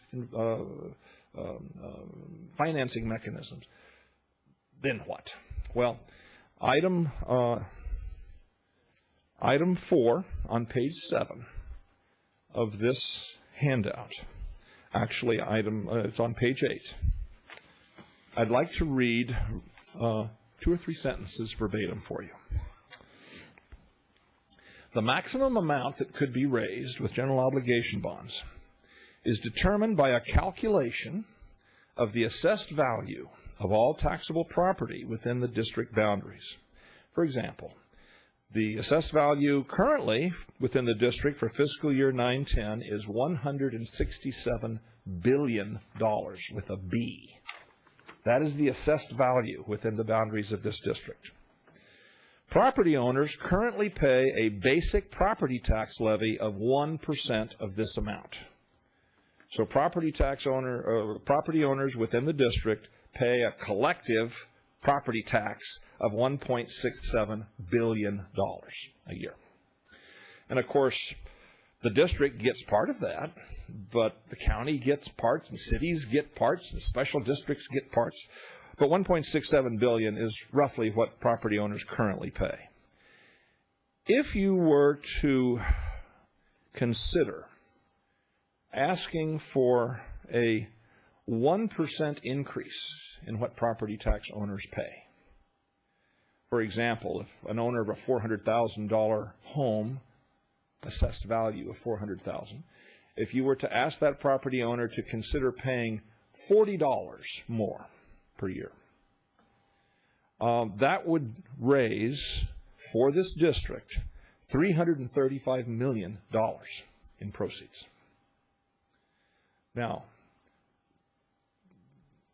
I'm not trying to sell you general obligation bonds. I'm not in that business, number one. Number two, my job is to advise you, not to persuade you.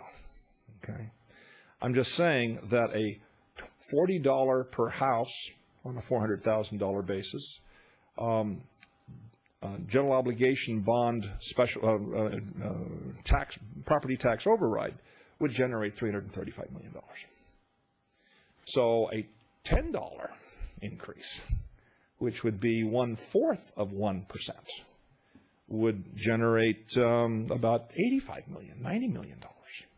So just a little bit of extra property tax could get you where you need to go after all that you can do. And that's the key. We want to do all we can do before we think about that. All right. That's my presentation. Are there any questions? I'd be happy to entertain them. I see no questions. Thank you. Thank you. Mr. President, Trustee Fuentes. I'd like to know if a little bit of tax increase is like similar to a little bit pregnant. Is that a question? That's a serious question. Always a good Well, reason. let me give you a serious answer. When any municipal entity, including a college district, puts a general obligation bond measure on the ballot, what that ballot measure includes is a maximum authorization that the taxpayers would be asked to approve. If, for example, the maximum authorization were $335 million, then by state law, you can only issue $335 million, and you can only levy a tax to pay it. And if you found out that you needed more than $335 million, you'd have to go back to the voter again. So unlike general taxes that are not subject to that tight degree of voter approval, general obligation bond property tax overrides are very stringently tied to voter authorization. So if the voter wants to be $335 million pregnant, that's all he or she is going to be, unless you ask for a change of mind. All right. The assignment that Dante had was to outline all of that's in the array of tools that the board might have to finance these facility matters. Certainly we didn't want to get into a tax discussion here, but that happens to be one of them, so he would be remiss by not mentioning it. Anyway, that's the end of our presentation. The purpose that we had was merely to inform you of what we're working on, and it isn't to expect any fast resolution to the problems, but just know that everyone here continues to work on it, and we'll be back reporting to you again. Any other questions? I see no further questions, so thank you very much. And at this point, given the lateness of the hour, we will take a brief recess. Give everybody a chance to stretch.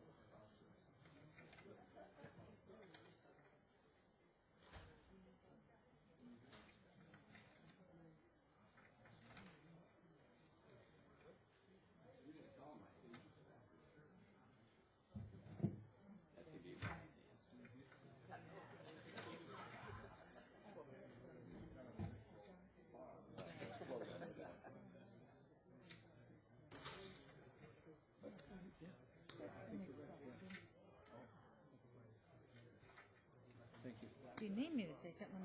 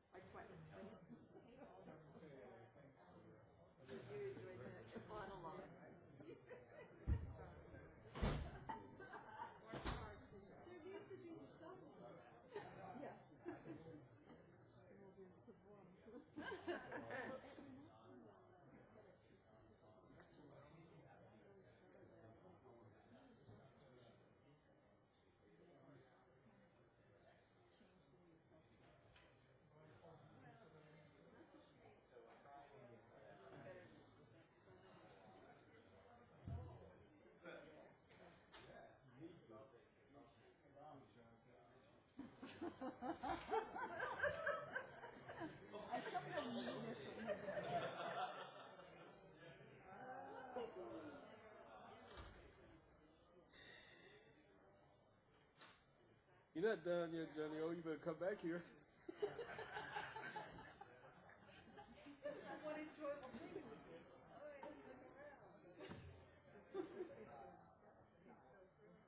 Cold, man? Nah, are you kidding me? California, I wear shorts even when it's snowing.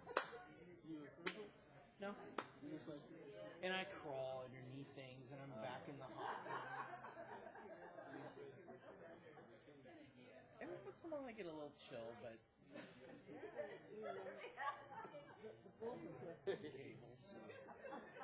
It's all good. as long as they pay you, so. I'm just about. Good Lord. I was tired. 5 and so on. Really? Oh, Yeah. poor guy. I know. You've been here since 5? Well, not at this place, but I have classes. I have authorized services. Oh, God. Classes. Then we work with the teachers at Capital Unified. Oh, really? They have to rally here. Yeah, I saw him. Yeah. 2,000 of them or something. It says there'll be like 14 to 16. Oh, really? Yes, I think we're all thinking that. That's a nice Sunday. Well, they're supposed to go back to 2 o'clock. And they finish at 5 o'clock. No, I was looking on LA Times.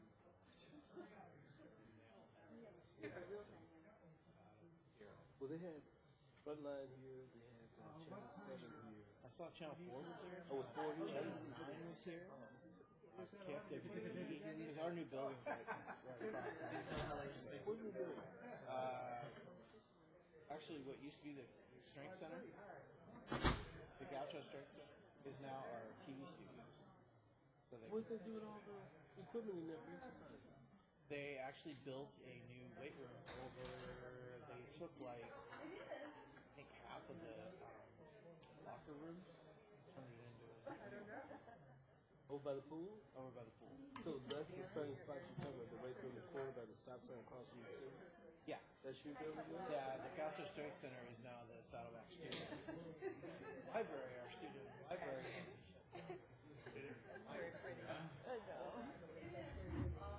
They did it actually a great job because they took all of the dimmers, everything that was in the ceiling, pulled it out, and put it in the new building.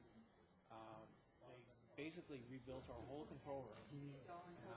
We got a few new things, just half panels. Fold it up so everybody can see. Instead of having one studio, and they're a little bit less wide. It's kind of a bummer. You guys meet for me? That inspired.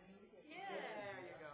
Because of all of our classes, like things like our directing class, Okay, you there by our yourself? one-on-one classes, we have you okay? students that actually There's a lot. set We'll up be with you. and then run their practices. Okay.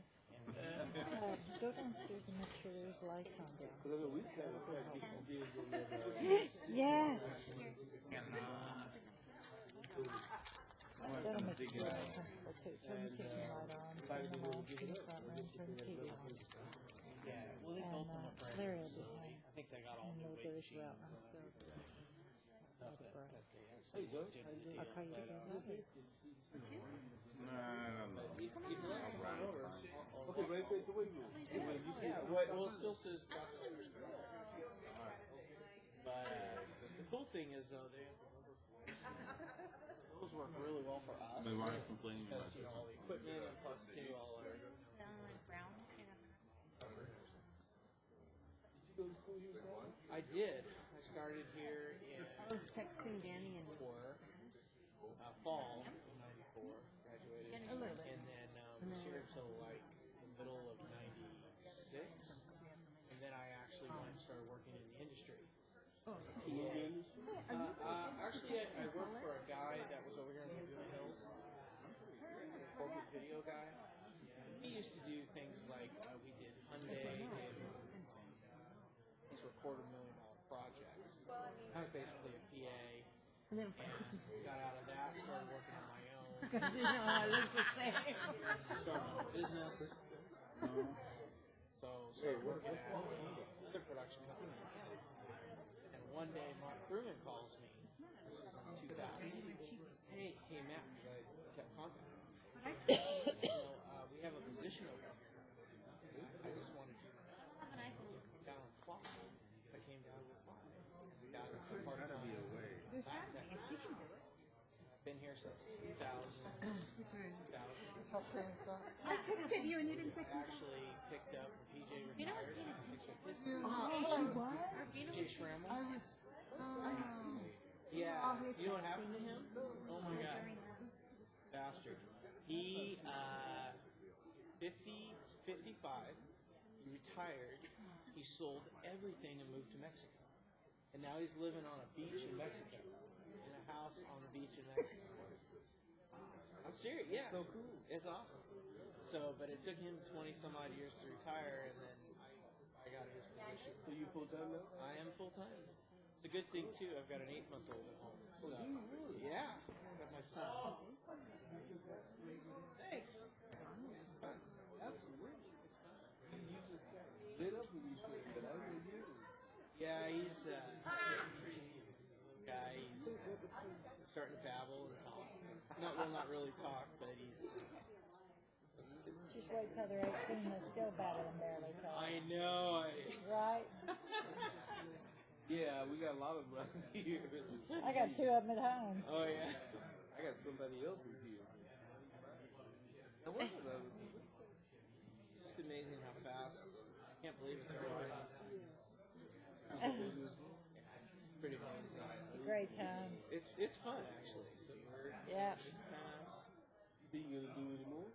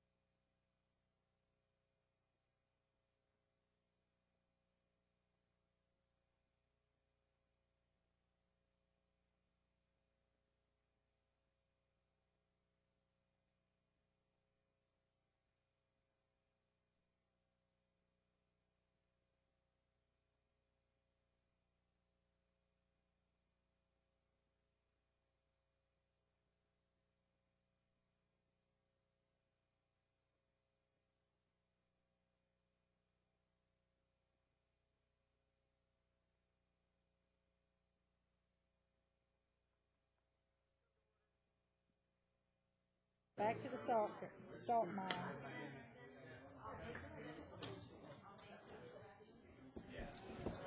Make a good enforcer. There we are. Waiting to hear from my control room. There we go.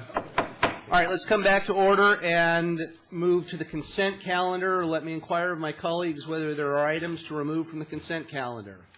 Move approval. Second. Moved and seconded. Let's vote on the consent calendar. Trustee Jay, please. Consent calendar passed. Oh, consent calendar passes unanimously. Mr. President, yes, sir. may we record that as an historic moment?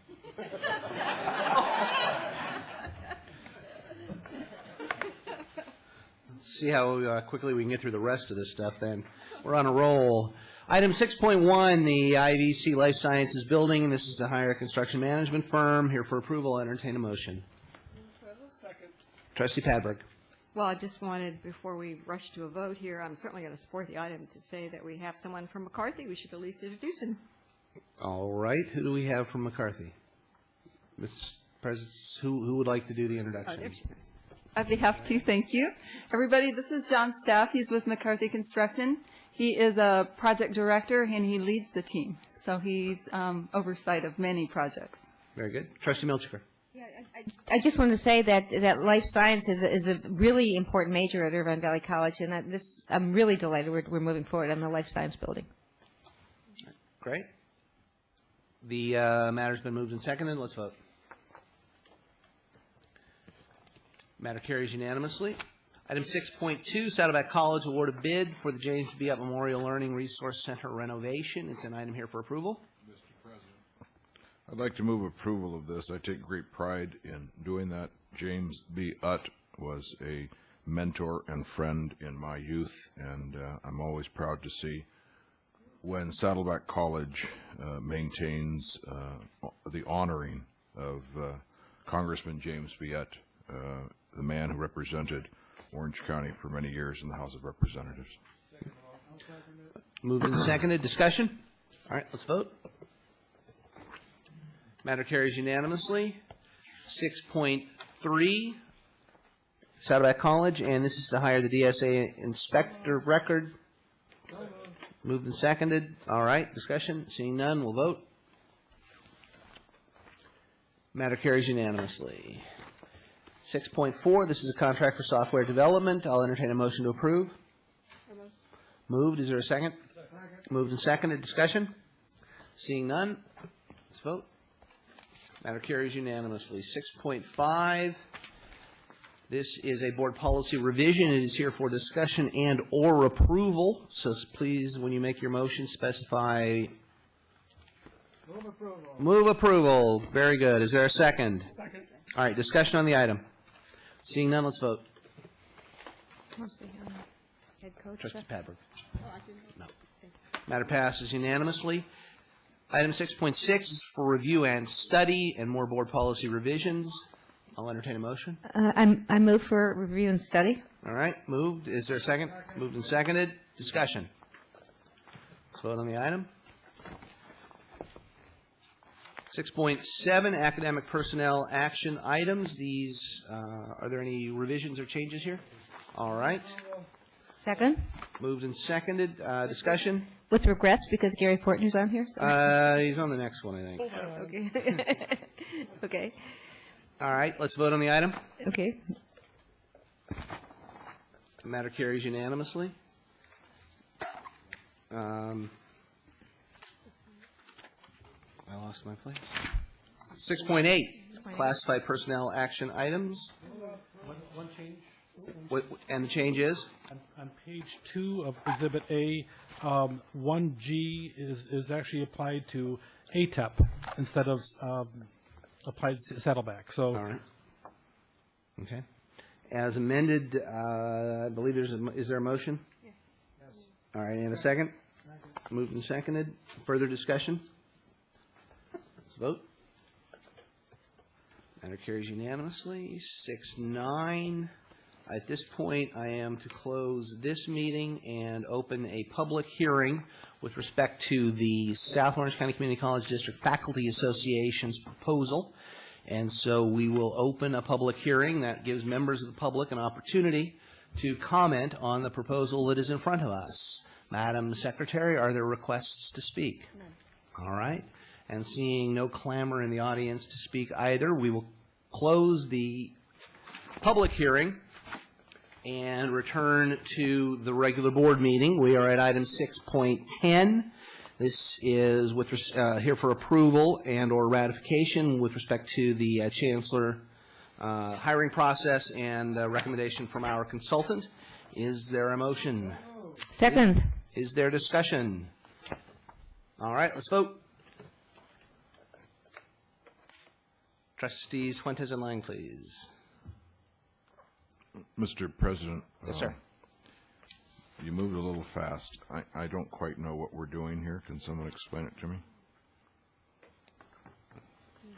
Yeah. All right, well, Yes. let me turn it over to our designee for the Chancellor's hiring process. We have the consultant with us tonight, John Romo. He's at the podium, and he's here to answer any questions you might have had over the document that was sent out Friday with the proposed changes to the Chancellor hiring brochure. Okay. May I ask the guest to please explain that?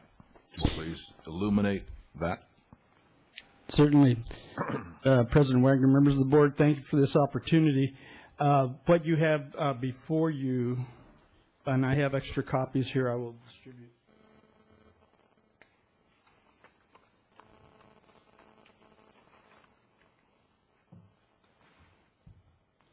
The document that you were sent earlier and is being distributed again is basically the document that is taken from the brochure that you approved previously.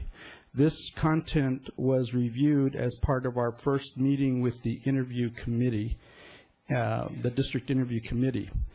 One of the early responsibilities of the committee is to review the material that we will be distributing to prospective candidates for the Chancellor's position. In reviewing the content with the committee and also with Dr. Bouguet, there were a few changes, and this report represents the sections of this brochure that will be in the same format as it was distributed before. The sections for which the committee is proposing some changes, and I'd like to elaborate and be specific on some of those changes. Many of the changes are just updating, correcting information, new information, updating numbers and things like that, but there are a few substantive issues. Just to give you a sense of how this is reported, this represents only sections for which a content change proposal is being recommended. So for the remainder of the brochure, the content that is there is what will go forward. The changes that I've included in this report include any new language in bold-faced italics and any recommended deletions and with then possible substitutions as strike-through. So in walking through very quickly, because I know it's late, on the first page for the panel that will delineate the application process, the committee is recommending inserting the bold-faced italic content you see immediately under the application process heading. Applications will be accepted until position is filled. However, to ensure full consideration, individuals should submit complete application materials no later than 5 p.m. on August 11, 2010. And so we are recommending, and you had in your past search, this clause that allowed for you to be able to keep the position open until filled, but we do want to proceed with interviews following the August 11th deadline, with review of applications and interviews after the August 11th deadline. So, and that is noted in the second sentence there, that first level interviews by the search committee will be conducted on September 2nd and 3rd. What follows is some of the cleanup. The district now uses electronic application forms, and you can see in the sections that follow, items number 1 and number 2 reference the district's electronic application form. Number 2 does have a substantive recommendation from the committee, and that is that we put a limit on the letter that is being requested, and we just feel that in 5 pages, candidates should be able to articulate for the committee and for ultimately you as board members their responses to the sections that you wanted addressed in the brochure. Number 3 is a recommendation that substitutes, rather than requesting letters of recommendation from candidates, the committee is proposing that we request a minimum of 9 references that we will use in that we will use when carrying out reference checks on the finalists that are to be submitted to you to the board. We as consultants believe this is a wise recommendation, because letters of recommendation, we see 2 problems. One, letters of recommendation often can result in a breakdown on the confidentiality that is so essential to the search process, and something that we emphasize with the interview committee throughout. So that, and 2, the second issue we feel is that letters of recommendation aren't really that useful, because candidates go to people who they know are going to write positive letters of recommendation, and so you're going to basically get letters that say so-and-so is a great person. By listing 9 reference contacts, and as you can see, we've included specifics on 2 supervisors, 2 faculty, 2 administrators, 1 student, and 2 community members. This is the starting point for reference checking that will be done by my company, by Community College Search Services. We will, when we get to the final list to be submitted to you, we will be requiring a waiver from every candidate to contact every one of these references, as well as additional references we feel are appropriate to get the right kind of information. So that is a substantive change, and we think it will strengthen the application. On page 2, number 5, the change there is that academic transcripts that we've, in the original brochure, were for all academic work.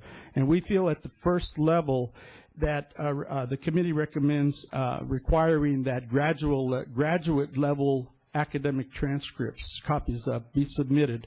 The Human Resources Office, when it gets down to the final candidate that you are going to select, Dr. Bouguet and the Department of Human Resources will be requiring official transcripts of all academic work.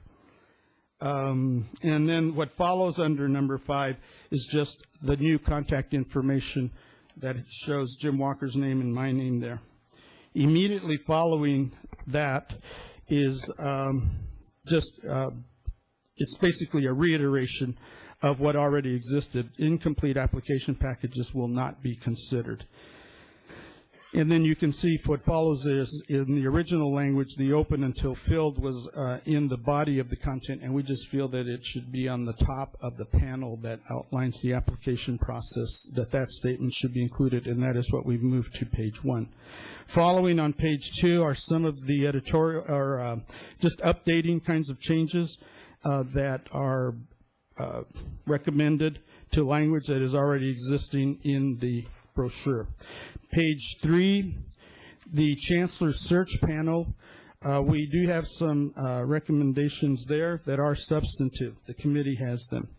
One is, if you'll go down to the bottom where it says educational and professional experience, the committee, after discussion with Dr. Bouguet and with us as consultants, was recommending that we drop the word required. The purpose for that is that by including the word required, you have specific requirements down below, but we be given your policies by including the word required in the header, it could result in a situation whereby certain candidates that may have a different kind of very important and significant experience or educational background that could be perceived of as or judged to be an equivalent, they would not even get to be seen by the candidates, those applications, because of the minimum qualifications rule, that if we set it as a hard, specific number of years type of requirement, designated as such, then the minimum qualifications rule would apply. And so this just gives us more latitude to really be able to look at a broad range of preparation and educational experience for candidates. A rather significant recommendation is that you can see immediately under educational and professional experience the language that reads, that a requirement would be, an earned master's degree from an accredited institution is required. That is minimum. That would be a minimum qualification. An earned doctoral degree from an accredited institution is preferred. In addition, candidates must present evidence of extensive and successful, rather than full-time, teaching and/or student services experience at the community college level. And I have to apologize, higher education should be bold-faced and italicized there, because that is the substitute language that we are recommending. The second bullet there also has changes. I'll just read it. At least 5 years administrative experience, where the committee recommends that it read at least 5 years administrative experience and 3 years senior executive experience in higher education or equivalent, and then delete the specifics there. Part of the rationale for those two changes are, again, to allow us some flexibility to be able to evaluate candidates' applications as a whole. Obviously, the tradition very strongly is in academia that in higher education, that the doctorate, whether it's an EDD or a PhD, is something that is highly desirable. It is important to recognize, however, that some very outstanding college presidents and chancellors have master's degrees and have not officially completed either a PhD or EDD or other type of equivalent doctorate level work. On the experience, we substituted higher education, or the committee has recommended substituting higher education versus community college specific, again, for some flexibility as we evaluate, and you evaluate the finalists, the materials that are submitted. And again, an illustration here might be that our state chancellor, if we limited it to community college experience in the number of years that are designated here, Jack Scott would not be able to apply for the chancellor's position at South Orange County Community College District because of the number of years he taught at Pepperdine. And then we add, the committee recommended demonstrating an understanding of commitment to the vision. On pages 4 and 5, there are no substantive changes. What we did, we left in the language that was there, but we just grouped the language into these categories to provide what we felt was a kind of a more cohesive structure to which the candidates could address their letters and their applications. And with those recommendations, I'm prepared to try to answer any questions you might have. Our hoped for outcome from this meeting would be either your concurrence with the recommendations from the committee, or if you do have differences of opinions, that we would have an action item to that effect so that we can go forward with printing and distribution of the brochure. Thank you very much. Mr. President, I do have a couple of follow-ups. First of all, thank you very much. I believe you're earning your keep. Thank you. The substantive changes and improvements to the quality of this brochure are impressive. I argued passionately with my colleagues that we take the time to get the input of the consultant before this brochure was first approved.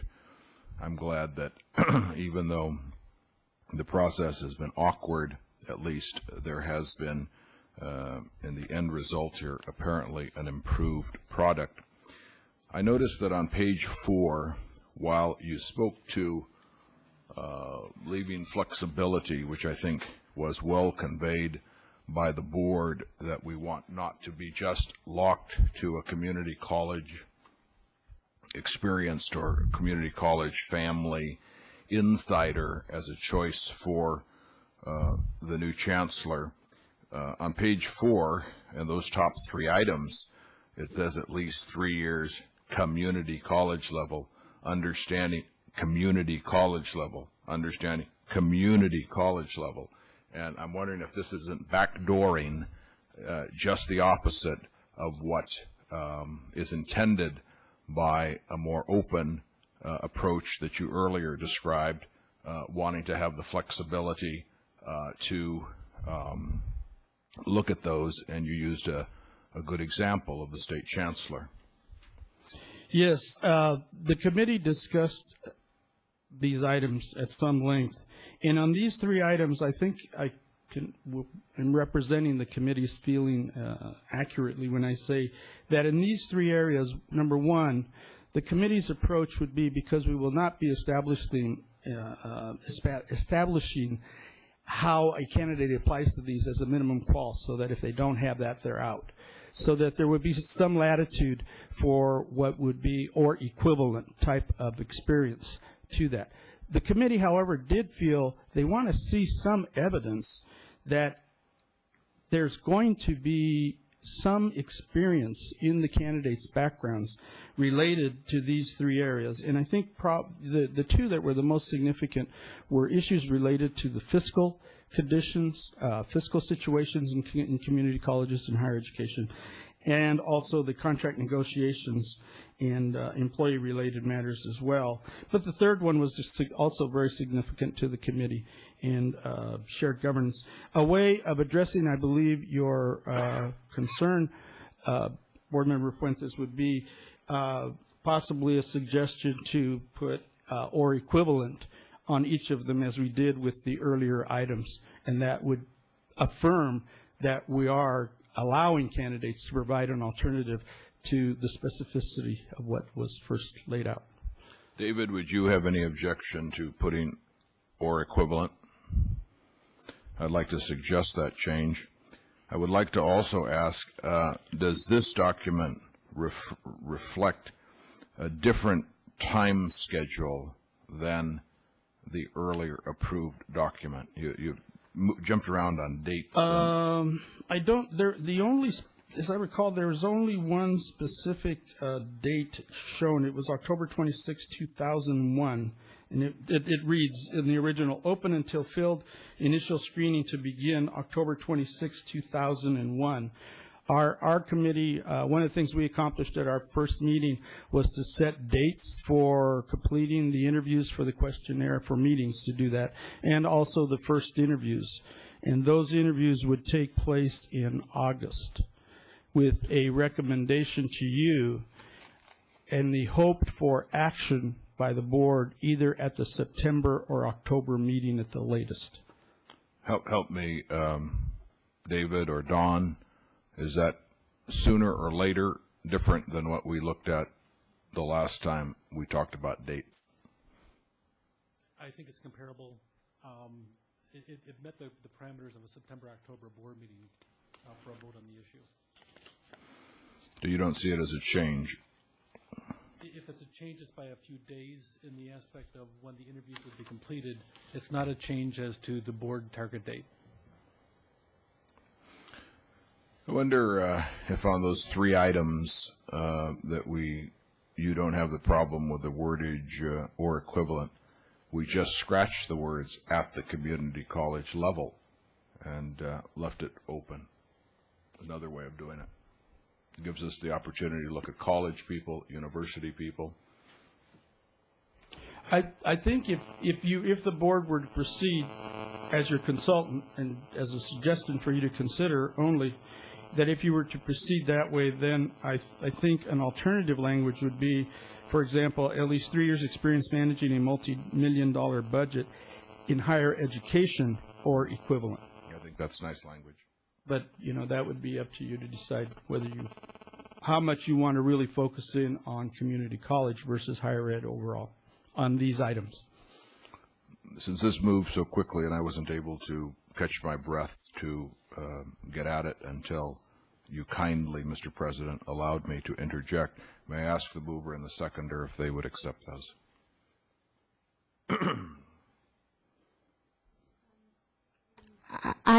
I personally prefer community college or equivalent, personally, on this, because I think if someone's going to be a chancellor in our community college district, I think it would be advantageous for them to have, it doesn't say required, but it certainly in the vocabulary it would say community college experience or equivalent. So that would really make the case for having them community college experience, and then the equivalent would cover people that really don't have it. But it would emphasize what we're looking for, personally. Well, I think it does, the implication is that it is required. The candidate will have the following educational and professional experience, at least 3 years. But what I'm saying is it says they will have at least 3 years of community college experience or equivalent. So when you say or equivalent, it could be at a university, at a four-year institution. It could be in industry. I know these are just fine points, but I personally feel the or equivalent would cover people that would have this experience in industry and four-year institutions in other disciplines and other occupations. I certainly want to work with you. I appreciate you working with us, but I'd be willing to hear how other board members feel about this. Mr. President, I believe that the board has expressed, even though we are deeply divided on many issues today, I think that the board did have some unanimity in its approach that we should like to open this search up to the broadest level possible. And Ms. Milchiker was one of those who was so aggressively pushing to rush this, and we finally have been able to cure that problem. I should like to open it up. I'm going to hold it. That is not a fair assessment either of the process or what Trustee Milchiker did. It's certainly my assessment. The fact of the matter is there was no rush, and the fact of the matter is that at all times when we were discussing this, it was clear that this brochure would go to the committee and would come back. This is the process that the board majority at least envisioned, and nothing is happening that's either a rush or out of the ordinary. This is exactly what we contemplated. I think the question on the table, since the maker of the motion has not accepted the alternate language you proposed, is let's turn back and ask you, who wants some slightly different language, what's wrong with community college or equivalent? Earlier I thought you were okay with that. Now, and then we changed and had different language and took out the community college. Trustee Milchiker is not comfortable with that. What's wrong with community college level or equivalent? And if you're not willing to accept that, we'll vote this motion up or down, and if it goes down, then your language comes back, and if it doesn't, you've lost that opportunity. But I would say, at this point, Trustee Fuentes, what's wrong with the community college or equivalent language? It would be apparent that or equivalent may have support, and I would accept that. In the same breath, though, I would hope that it is duly noted by those participating in the committee that has been from the beginning the sentiment broadly of the board that the process be opened widely to leaders in higher education from colleges, universities at all. Thank you.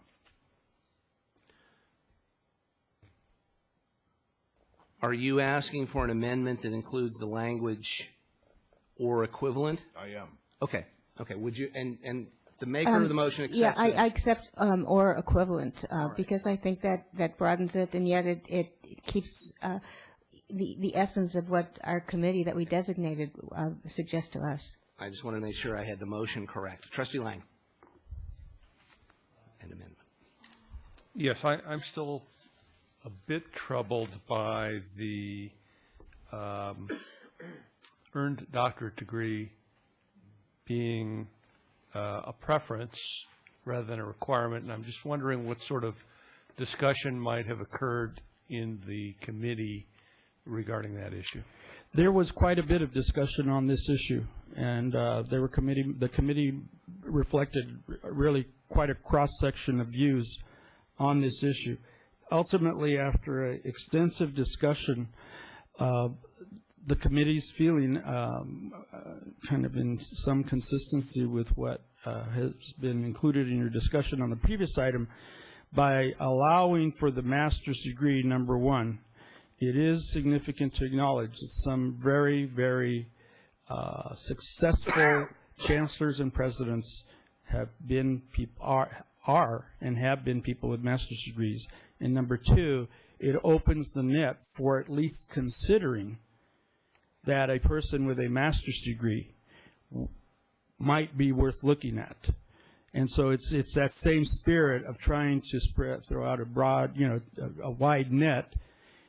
The committee, well, I'm sure, in its discussion and interviews with the candidates and its subsequent discussion, will probably come back to this very specific topic, and I'm sure the board will as well.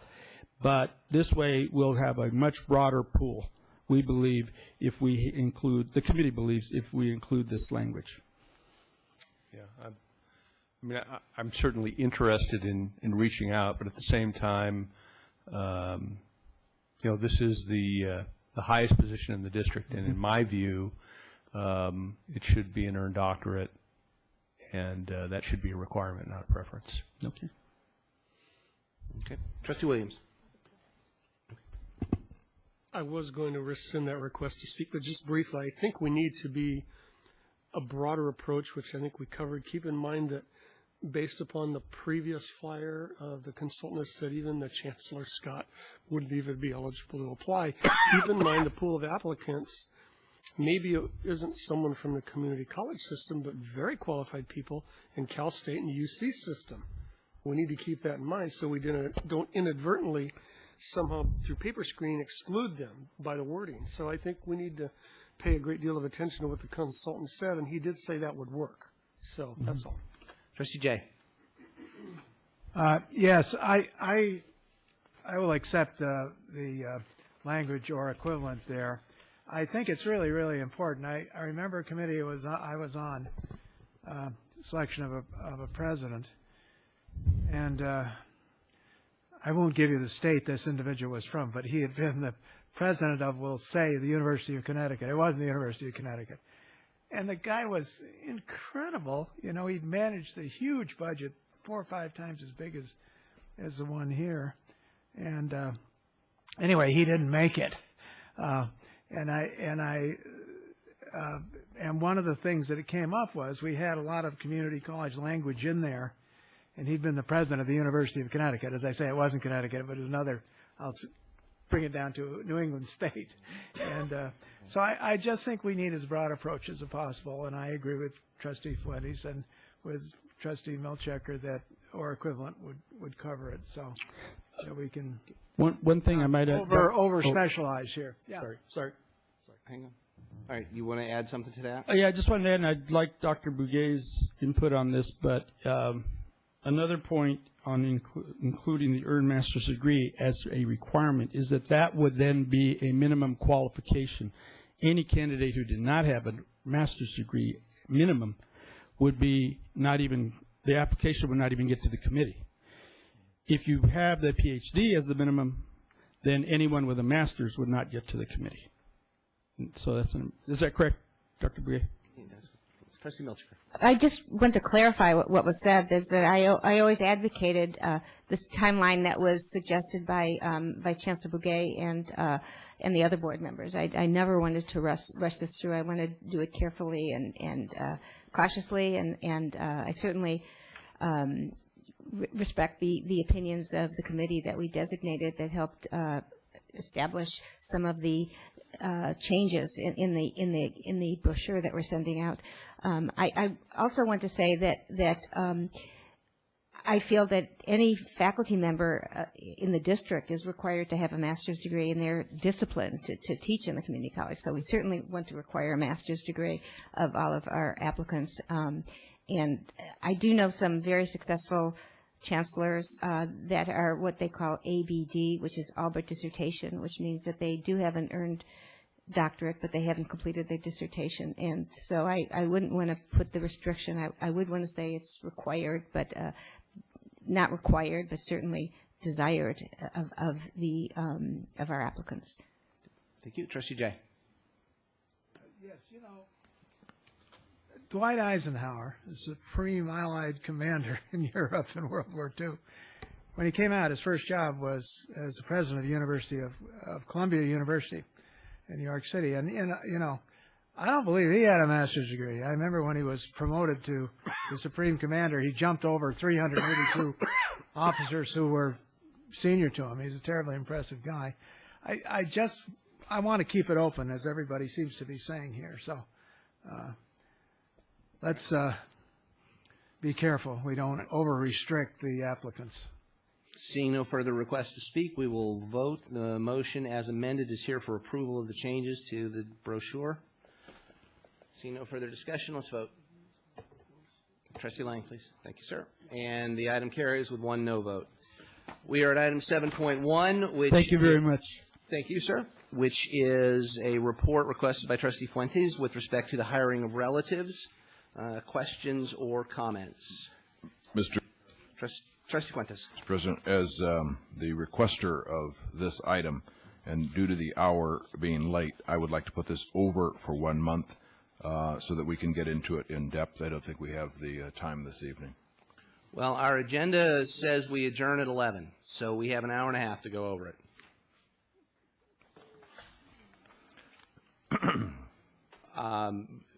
We will put it over if you'd like, but we're not facing a time problem at the moment. I would like to put this over for 1 month, Mr. President. Very well. We will do that and ask administration to bring it back next month. Item 7.2 is another request for a report by Trustee Fuentes with respect to retirees. Questions or comments? Very good. Well, yes, sir. President, for our watching and listening audience, this item is a report that I requested to as a consequence of an article recently published in the Orange County Register Watchdog Report at the time that I asked of this, which outlined those receiving salaries in excess of $100,000. We show here 2, 4, 6, 8, 10, 12, 14, 16, 18 individuals ranging from $100,601 to the astonishing amount of $193,129 in our district. And I think this is very important that the people, the taxpayers, know of this existence in public employment. Public employment pensions are what is breaking the state of California, and we need to be attentive. We do not have the control at a local level that would give us much ability to regulate and direct, but anything we can do, we need to be doing. And the first effort is transparency. It is my intent to bring this forward, to have transparency in the district, and I think that when we have these reports, they need to be articulated and presented to be on the record as opposed to just quickly moving through them. Thank you very much. Thank you. Further discussion on the item? 7.3, an information item. These are the college speakers. Seeing no one requesting to speak, we'll go to the retiree trust fund, which is 7.4, an information item. Mr. President. Yes, sir. I would like to have this item spoken to as opposed to just moved through. Someone want to speak to it? Do you have a particular question to ask? Perhaps rather than just turning the page, if we could have Deputy Chancellor Portner speak to it. Yes. As the board is well aware, we've established an irrevocable trust to pay for medical benefits for retirees that have been committed by the district. And This district has fully funded that obligation. And so the report here shows the amount of money that was originally contributed according to the actuary. By the way, there's another actuarial report due within a few months, so we'll get to see if there's any change in what the actuary expects. And as we've talked about for some time now, maybe a year, the value of what we contributed dropped because of the investments dropping in the markets. I think this is showing us that we're back already, maybe not 100%, but very, very close to 100% back to what we originally contributed. So we're in very good shape, and we fully funded our obligation. Thank you very much, Deputy Chancellor Portner. I think that this report and its magnitude speaks great quantities to the quality of financial and fiscal leadership that we have had under your leadership, along with our Chancellor, Dr. Mather, and I didn't want it to be glossed over. Thank you. Thank you. And we're at item 7.5, the information report on basic aid. Discussion, questions? All right. Item 7.6, the facilities plan status report. Again, questions from my colleagues. 7.7, list of board requested reports. 7.8, our monthly financial status report.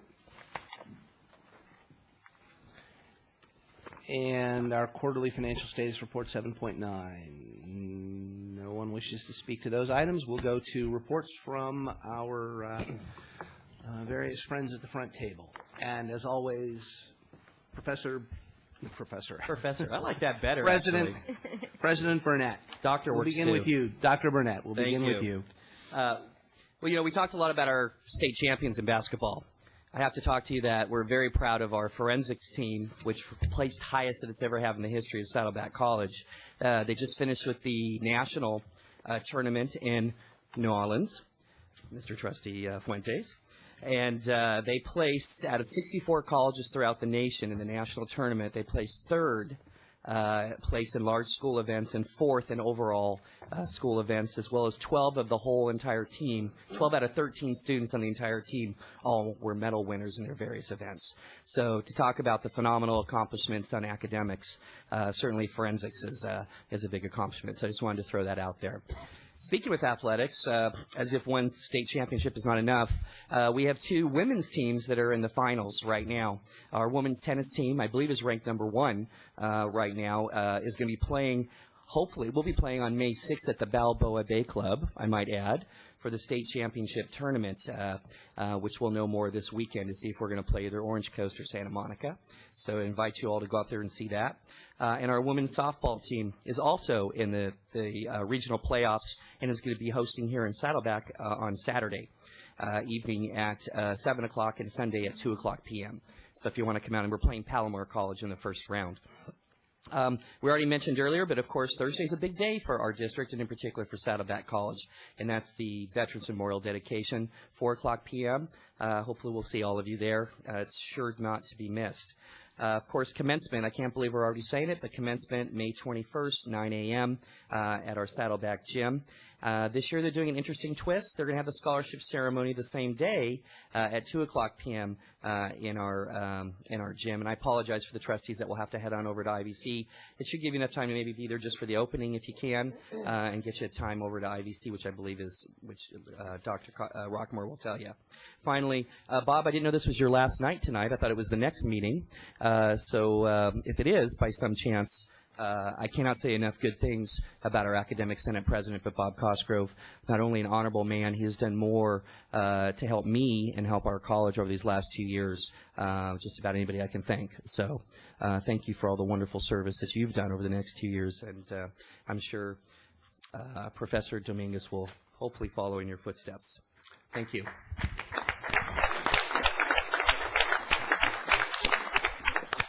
Thank you, and Dr. Rockmore. Thank you, President Wagner. Due to the hour and a lingering head cold, one ear that sounds like it's in a tin can, I'm going to let my written report stand this evening.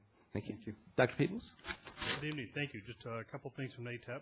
As I mentioned last month, we had formed a special group called the ATEP Development Forum. A couple of months ago, we met with members from Saddleback, Irvine Valley, both management and faculty. We devised a process which has gone forward where we asked for prospectus, which were proposals for either expanded programs or potentially new programs for the future that might be placed at ATEP. And we've accomplished that process, and actually the second ATEP Development Forum meeting will take place this Friday. The presidents and I will be there and will be reviewing those proposals as potential initial programs to be, again, expanded ATEP. So that's an exciting step and process toward that. Also, I wanted to just announce, if I haven't, that there's a continued effort at ATEP to review the exact courses that have been offered at ATEP. We, as you know, had an April date last year that we had to have significant progress in demonstrating good enrollments at ATEP. We did that quickly and effectively and met that need to the city and the Navy. But now we've shifted gears a bit and we're swapping out courses. I'm working with the instructional vice presidents at both colleges and the presidents, swapping out some probably general ed courses and moving more toward career technology education, CTE. And as part of that, I'm pleased to announce that on May 24th, we'll be moving a large portion of the Rapid Tech digital design program at Saddleback. We'll be moving to one of the labs at ATEP, along with the digital manufacturing courses, which are credit courses to ATEP, which will continue, I think, to bring an excellent focus to ATEP with the assistance of Saddleback. We appreciate the President and others' efforts to make that move possible. And then last but not least is we're moving forward with a report from Orange County Business Council that has reviewed a lot of the data that was gathered over the last few years on potential new programs, expanded programs, and also where we think excellent jobs will be available for students in the future. And Wallace Walrad, their researcher, is going to make a brief presentation, initial presentation, report's not quite done, on Friday to the group, and that will be very helpful for the description for the future of what will be placed at ATEP. Thank you. Dr. Davis-Allen? The IVC Academic Senate has no report this evening. Thank you. This probably isn't the last time we hear from you, Dr. Cosgrove, but at least the last time as Academic Senate President. I'll do it online. Thank you. Two items, both of which actually you touched on in earlier conversations. One is our Director of Distance Education and new programs, especially like Blackboard and so on, of training people at our campus. And it's a critical position because we have now 14% of our enrollments in DE. And it's a cost savings in terms of the college. So it's something I'd like to urge that we push that forward so we get someone in charge there and really expand that program out and perhaps across the other camps as well. Also, we have Basic Skills Initiative, which is unfortunately disappearing from the state in terms of funding, and it's making it very awkward. But the college has committed itself to working with our students. We used to call them remedial students, and then it became developmental, and now basic skills. But we have several thousand students in-house and students that will be coming to us that are going to be less and less prepared. And with class sizes getting larger in the high schools and in the elementary schools, it's spreading teachers there very thin, which has more effect or a negative effect. And so one of the things we really want to develop is an educational development director at Saddleback. Thank you. Thank you. And Dr. Haggerty. We need more doctors down there than General Hospital. Dr. Haggerty. Thanks for the elevation. No report tonight, Mr. President. Good. All right. And seeing no one to my left, let's thank you all for being here. We'll see you all in May. We stand adjourned.